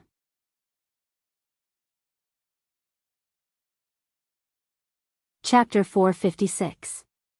A stone stirred up 1,000 ripples. Fang Yan's shout of, "I have evidence," made the atmosphere reach a new climax once again. This climax was hidden and buried. It was like a volcano in the deep sea. No matter how intense the eruption was, there were only a few ripples on the surface of the water. Everyone looked at each other with deep meaning in their eyes, but they didn't exchange any words. At such a sensitive moment, no one was willing to let others get hold of their weakness or show their excessive enthusiasm over some small details. It was a taboo in etiquette for these reputable people. Fang Yan didn't come to the Jiang family without any evidence, but he had solid evidence. Could it be that the Jiang family was really the mastermind behind the kidnapping of Lu Chaoga? What evidence did he have to prove that the Jiang family was involved in or directly plotting the kidnapping of Lu Chaoga? However, since he had evidence, why didn't he directly call the police and arrest the Jiang family? Everyone was waiting quietly, and many were secretly looking forward to it. If Fang Yan really threw out some strong evidence, the Jiang father and son would be completely thrown into the abyss today, never to rise again. Jiang Zhulu clenched his fists and shouted, "Fang Yan, do you think my Jiang family has no one?" The matter was obviously not done by the Jiang family. What evidence did he have? What evidence could he have? Even if he had evidence, it would be a frame-up. Fang Yan didn't yield an inch and pressed forward step by step, really forcing Qiang Longtan and Jiang Zhulu. This was Jiang Zhuliu's wedding. The bigger the matter was, the more chaotic the scene would be, and the more embarrassed the Jiang family would be. If the matter of today's wedding were to be spread out, would the Jiang family still have the face to see others in the future? This Fang Yan's mind was too vicious, and he was too good at choosing the right time. The best way was to keep the peace and end it here. However, this was obviously not what Fang Yan wanted to see. Jiang Longtan's sharp eyes were like needles that pierced Fang Yan. His voice was calm and dignified as he said, "I just thought that you're a junior. This junior's way of doing things is a bit out of line, but there's still a reason that can be forgiven. Now I think you are a vicious beast that eats people without spitting out the bones. Fang Yan, you're forcing the Jiang family into a corner. Fang Yan, I know you hate our Jiang family. I know you want to destroy our Jiang family. Since you're here today, it seems that you've made sufficient preparations. Since you insist on doing this, I am not in a position to stop you. You say you have evidence, then show me your evidence. If you can't produce any evidence, I, Qiang Longtan, will kill myself on your body today." The Jiangs are all businessmen, but they are also hot-blooded. A tall, thin, and gentlemanly middle-aged man walked over. He looked at Fang Yan with an unfriendly gaze and said, "This is the first time we've met, but I've heard of your name for a long time. Every time there's something related to you, you're the one who messes with others." Fang Yan didn't like hearing this. He coldly glanced at the middle-aged man and said, "I'm very interested in every time you talk about something related to me. What are those things? You must not remember, right? 3 years ago, the Maple Leaf Club held a charity auction in Yanjing City. It was also you who messed with others and almost caused the auction to be cancelled." The middle-aged man said aloud, "It's the same this time. This is a wedding, the most sacred and happiest moment for a couple of families. You jumped out and made a scene. Your words were vicious, your means were cruel, and you forced and humiliated people to death. Aren't you afraid of retribution?" Fang Yan sneered and said, "I'm sorry, but I still remember what you said. 3 years ago, when I returned to Yanjing for the festival, I heard that the music addict was going to perform at a gathering with my friends. I shamelessly asked someone to help me bring her into the Maple Leaf Club. I didn't expect that there would be people who didn't like us. They just scolded us a little and endured it. Who asked you to be the young masters of a famous family? We're just poor children from a small family. But you still want to step on us and never be able to rise again. We can't bear it anymore. So what if you're rich? You can bully people just because you're rich? 3 years ago, I retaliated after being bullied. 3 years later, it's still the same. If people don't offend me, I won't offend them. If people offend me, I won't let them off easily. Return Lu Chaoga to me. I'll turn around and leave. Your wedding can continue. Otherwise, I'll fight you to the death. You're twisting words and forcing logic. The middle-aged man sneered. Didn't you say that you have evidence to prove that the Jiang family is the mastermind behind the kidnapping of Lu Chaoga? Then show us your evidence. If you don't have any evidence, the Jiang family will demand justice from you. Jiang Fengxing was a direct descendant of the Jiang family. He was highly respected in the Jiang family because of his outstanding ability. Some of the important investments of the Jiang family required his approval. He was also Jiang Shangxin's father. This time, he represented the Jiang family to attend his daughter and Jiang Zhuliu's wedding. Naturally, he hated Fang Yan in every way for such a thing to happen during the wedding. His words on behalf of the Jiang family naturally had the power to make people take him seriously. Sure enough, the way some people looked at Fang Yan changed when they heard Jiang Fengxing mention the Jiang family's name. Everyone had heard that Fang Yan didn't have a harmonious relationship with the Jiang family. However, today, an important figure from the Jiang family stood out to warn Fang Yan. The meaning behind it was different. Don't threaten me. Fang Yan said calmly. Jiang Junling did something like this in the past. I slapped him back. You're the same. What a good slap back. I, Jiang Fengxing, will stand here and see how you're going to stir up trouble. Jiang Fengxing's face was as dark as the bottom of a pot. His wife, Li Yun, quickly walked over and comforted him. She advised him not to get angry.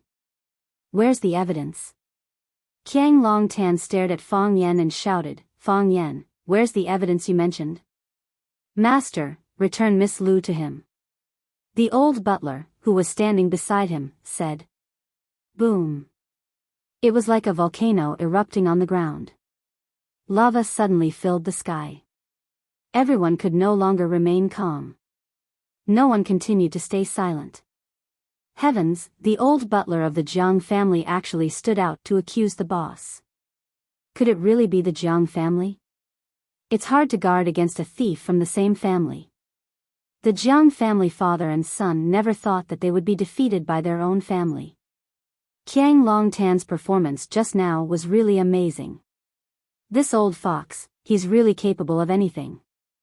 No one thought that the old butler of the Jiang family would stand out and accuse Jiang Longtan of asking him to release Lu Zhua.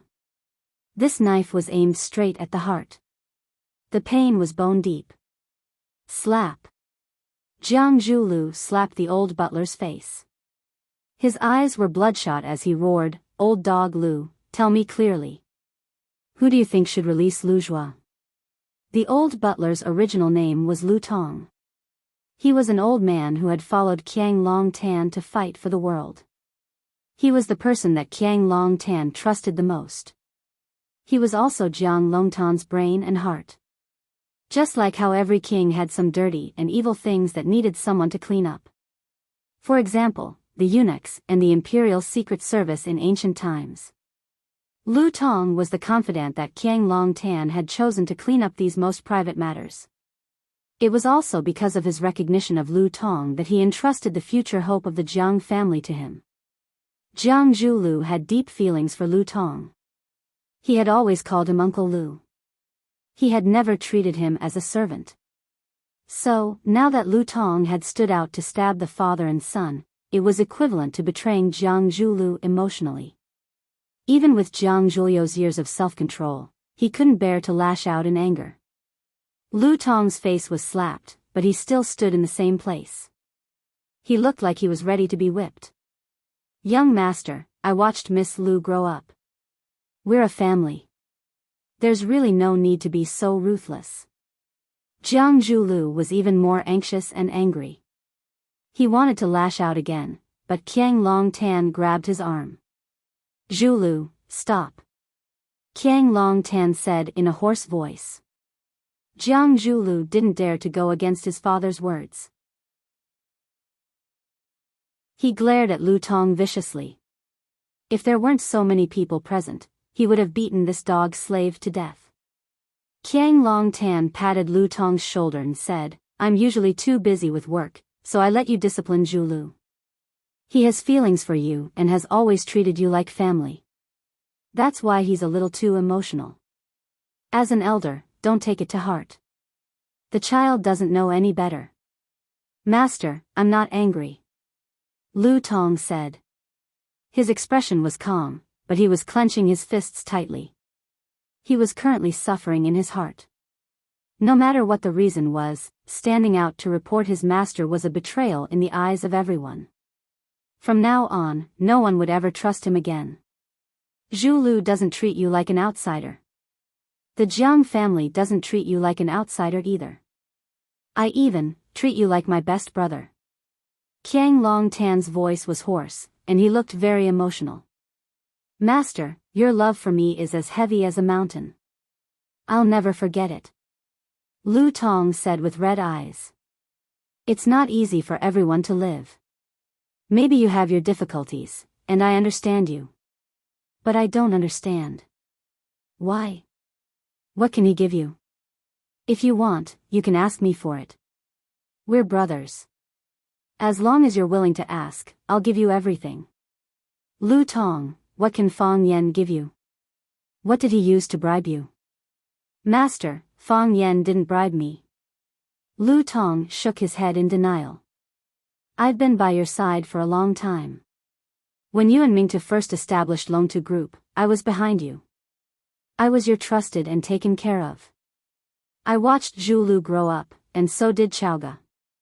I don't care what conflicts or grudges you have, and I can't do anything about it. But Chaoga has already lost her parents and left the Jiang family. Shouldn't we give her a way out? Isn't this a little too violent? Lu Tong bowed deeply to Qiang Long Tan and said, Master, let Chaoga go. She's still young and doesn't know any better. Give her a way out?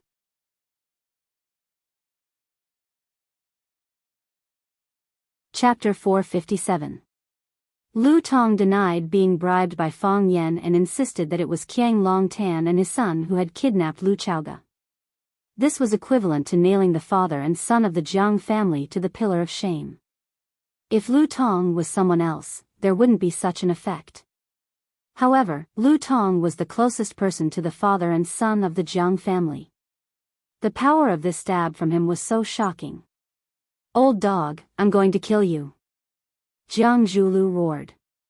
The person closest to you hurt you the most. He finally experienced the cruel feeling of being stabbed by someone close to him. Once again, he impulsively rushed towards Lu Tong, but was stopped by Feng Xing, who was standing beside him. Jiang Fengxing was a smart man. He knew that since Fang Yen had a way to get Lu Tong to testify against the father and son of the Jiang family, he must have something on Lu Tong or had made a deal with him. Lu Tong refused to let go. If Jiang Zhulu attacked him again, he would be confirming his crime. In the eyes of outsiders, he was angry out of humiliation and had a guilty conscience. It was extremely unwise to hurt someone in front of others. Zhulu, calm down. Jiang Fengxing pressed his palm on Jiang Zhuliu's shoulder so that he couldn't move at all. He said, You will only fall into their trap if you continue like this. Dad! Jiang Zhulu shouted with reddened eyes, looking extremely aggrieved. He was calling his dad Jiang Fengxing. Although his and Jiang Shangxin's wedding had yet to be completed, the two of them were already husband and wife. In everyone's eyes, they were already a couple. This wedding was just a formality. In the end, it wasn't completed and Fang Yen came over to ruin it. Now, he had no choice but to consider a problem. Had their wedding already been completed, or should they choose another day to hold it again? It's all right. Jiang Fengxing patted Jiang Zhuliu's shoulder and said, Nothing will happen. He's just a clown. He can't hold up in public. Lu Tong, you're killing me. Qiang Long Tan gritted his teeth and said. Why is it like this between us brothers? Master, if you let Chaoga go, I'll kowtow to you to atone for my sins. She's an orphan, poor girl. Lu Tong clenched his fists and stared straight into Qiang Long Tan's eyes, saying stubbornly. Forget it. Qiang Longtan weakly waved his hand and said, "You have the ability to kill people's hearts, and you also have the ability to kill people. We, father and son, admit defeat. We don't have Lu Chaoga, and we can't release her. If you want to hit or scold, kill or call the police, it's up to you. There are so many people here today, and they are all very good witnesses." Qiang Longtan did not refute, nor did he resist. He looked dejected and resigned to his fate. "Dad," Jiang Zhulu was so anxious that his eyes were red. He shouted, "We are innocent, why should we admit it? They don't have any evidence. What right do they have to slander us? Let Fang Yan and that treacherous old dog produce evidence. As long as they produce evidence, I will kowtow to them and admit my guilt. Otherwise, don't expect me to bow my head. Don't expect me to admit defeat." Young people tended to be aggressive, and aggressive people tended to be impulsive. Impulsive people could do anything. Jiang Zhulu didn't have the calm and elegant demeanor of the four young masters of Huacheng. He was like an enraged cheetah, growling and wanting to charge at his opponent again and again. "Enough." Qiang Longtan suddenly turned around and shouted at Jiang Zhulu. "What do you want? What can you do?" It was as if someone had poured a bucket of cold water on top of his head in a world of ice and snow, and Jiang Zhulu suddenly came to his senses. Yes, what did he want? What could he do? Explain? Even Uncle Lu, who was closest to him, was on Fang Yan's side and accused him and his son of being the kidnappers. How could he explain himself? Even if he had 10,000 mouths, he wouldn't be able to explain himself. Fight? Fight with who? Fang Yan? Didn't the willow tree try? Was he willing to become the second willow tree? Jiang Zhulu suddenly felt a great sense of helplessness. It was like an ant finding it hard to lift an elephant, or a young eagle finding it hard to soar into the sky. He had the heart to kill the thief, but he couldn't. All this time, Jiang Zhulu had thought that he was powerful and omnipotent. It turned out that he had been wronged before, and he had been bullied until he couldn't lift a fist.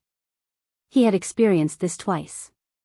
Fang Yan had given him the first time, and Fang Yan had given him the second time.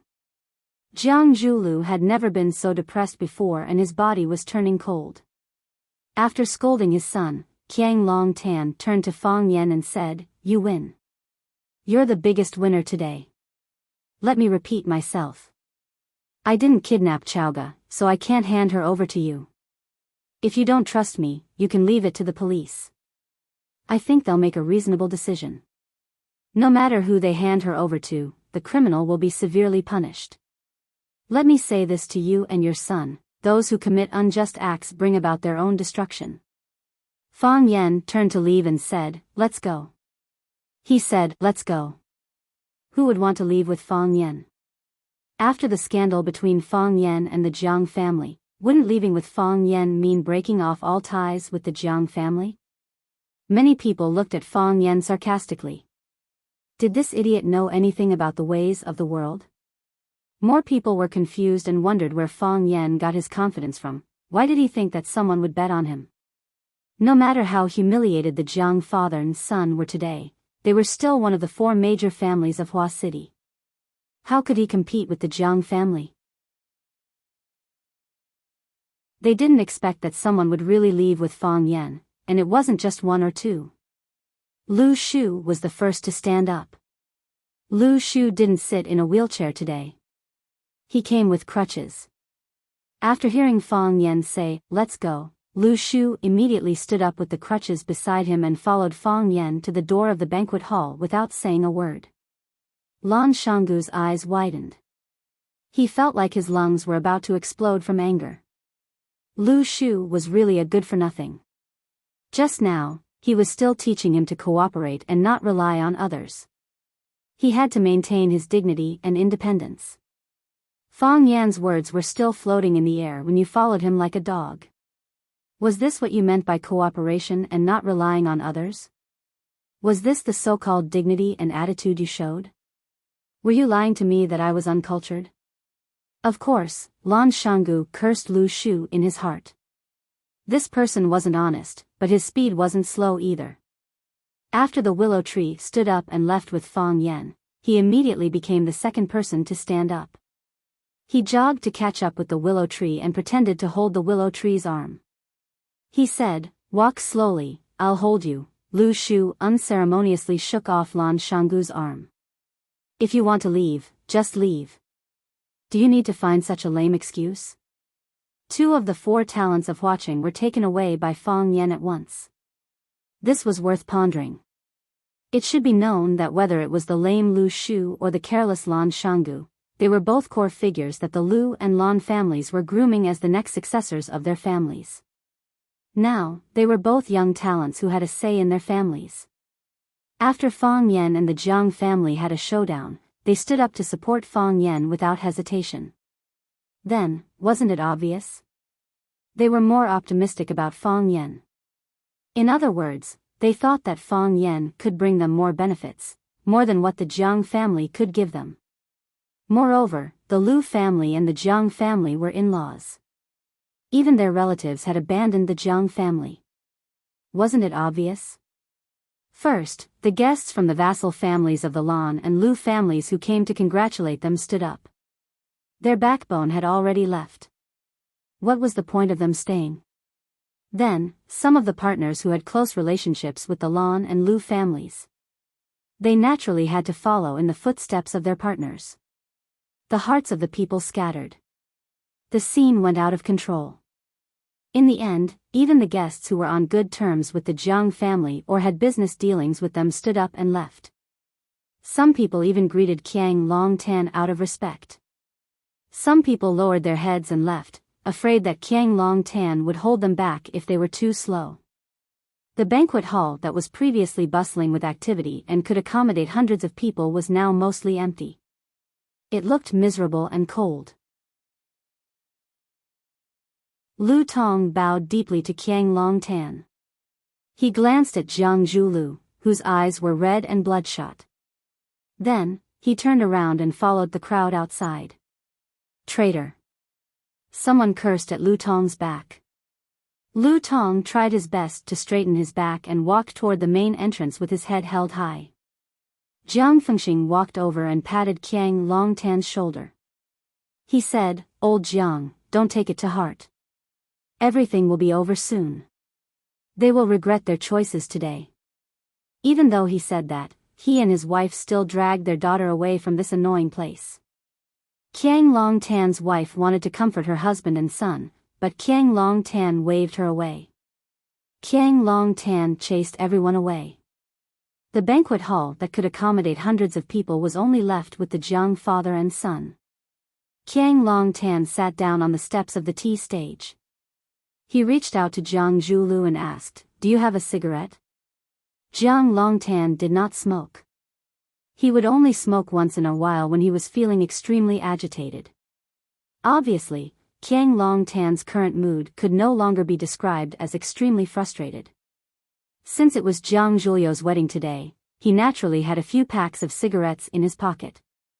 He took out a cigarette and passed it to his father. Then, he took out a lighter and lit it up for his father. Then, he took out a cigarette and lit it up. Following his father's example, he sat down on the red carpet without caring about his image. Qiang Longtan took a deep puff of the cigarette and allowed the warm smoke to filter through his lungs. Then, he exhaled it gently. He looked in the direction of the empty main entrance and sighed softly. "I haven't seen this kid for 3 years, and he has already become powerful. The younger generation will surpass the older."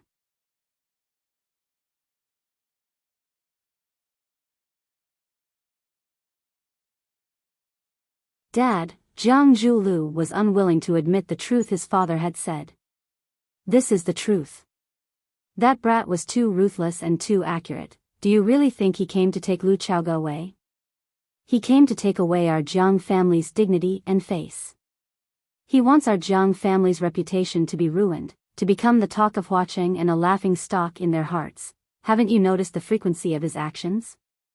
From the moment he jumped out with a face full of anger and shouted that I didn't agree, he started digging holes and burying us father and son in them. He said he had evidence in his hands, so why didn't he say it the moment he appeared? He just wanted to use some time to spread the news of Lu Chaoga's kidnapping. He wanted to tell the whole story in front of everyone. He wanted to build momentum for himself and Lu Chaoga, so that everyone would automatically associate it in their hearts. So that they would subconsciously suspect us father and son to be the culprits behind Lu Chaoga's kidnapping. Qiang Longtan looked at his son, Jiang Zhulu, and asked, "Did we kidnap Lu Chaoga?" "Of course not," Jiang Zhulu denied flatly. "How could we do such a thing? We know we didn't." "Do the guests here still believe it? Will the people of Huaqing who didn't come but heard the news believe it?" "I believe, at this moment, this matter has already spread to every corner of Huaqing, right? Whether Lu Chaoga was kidnapped by us or not, it is no longer important to us now. Because, everyone will see us as the number one suspect. This is the reason why that brat came here to cause trouble. He wanted to pull us down from the high platform. No, he wanted to step us into the mud." Qiang Longtan's thoughts were clearer and crueler, and he said, "So, Lu Tong appeared. If it wasn't to destroy our Jiang family, why would he throw out such an important chess piece like Lu Tong at a time like this? He placed him beside us father and son, so that he could continuously pass on the information they want. Wouldn't this show the value of a chess piece? Lu Tong, why did he betray us? Didn't our Jiang family treat him well enough? We never treated him like a slave, we treated him like family." When Lu Tong was mentioned, Jiang Zhulio's emotions fluctuated more intensely. When he was very young, his father handed him over to Lu Tong to take care of and teach him. Other than his father, Lu Tong was his closest and most trusted elder. Unexpectedly, when the Jiang family was in danger, he was the first one to jump out and stab the Jiang family. What's so hard to understand? Qiang Longtan shook his head and sighed, a little disappointed with his son's reaction. There is no such thing as loyalty in this world. Loyalty only comes from the lack of bargaining chips for betrayal. In the future, you must remember this in your heart. In this world, there is no one worthy of your trust, only those who are worthy of being used. "I'll remember," Jiang Zhulu said, as if he was enlightened. "Lu Tong, that old dog, taught me a lesson. I'll never forget it. Lu Tong's knife didn't kill us, nor could it kill us. But it left a fatal wound on our bodies." Qiang Longtan stepped on the cigarette butt in his hand and rubbed it forcefully. This was the second knife that Fang Yan prepared. It was also the fiercest and most unexpected knife. Jiang Zhulu looked puzzled. Since they already have Lu Tong in their hands, why didn't they just ask him to take out their so-called evidence? How could such a show end so hastily after all this talk and no action? Isn't it a little too stupid? "Because they don't have evidence," Qiang Longtan said. "Because Lu Tong doesn't have evidence that you and I kidnapped Lu Chaoga. Then we should make that old dog Lu Tong stay and force him to take out the evidence in front of everyone. If he can't take it out, won't we be cleared of all suspicion? Can he stay?" Qiang Longtan smiled bitterly. "Lu Tong has been by our side for so many years, how many secrets does he know? He doesn't have evidence that we kidnapped Lu Chaoga, but he has a lot of evidence on other things. If we make him stay, he will spill everything. How can we face that situation?" "You mean, this is also Fang Yan's plan?" When Qiang Longtan mentioned Fang Yan, his face once again showed a complicated smile of hatred and admiration. "He knows we can't stay, he knows we don't dare to. He threw Lu Tong out to stab us, that's the value of the willow tree. He didn't follow up with another attack, so we can only silently endure it.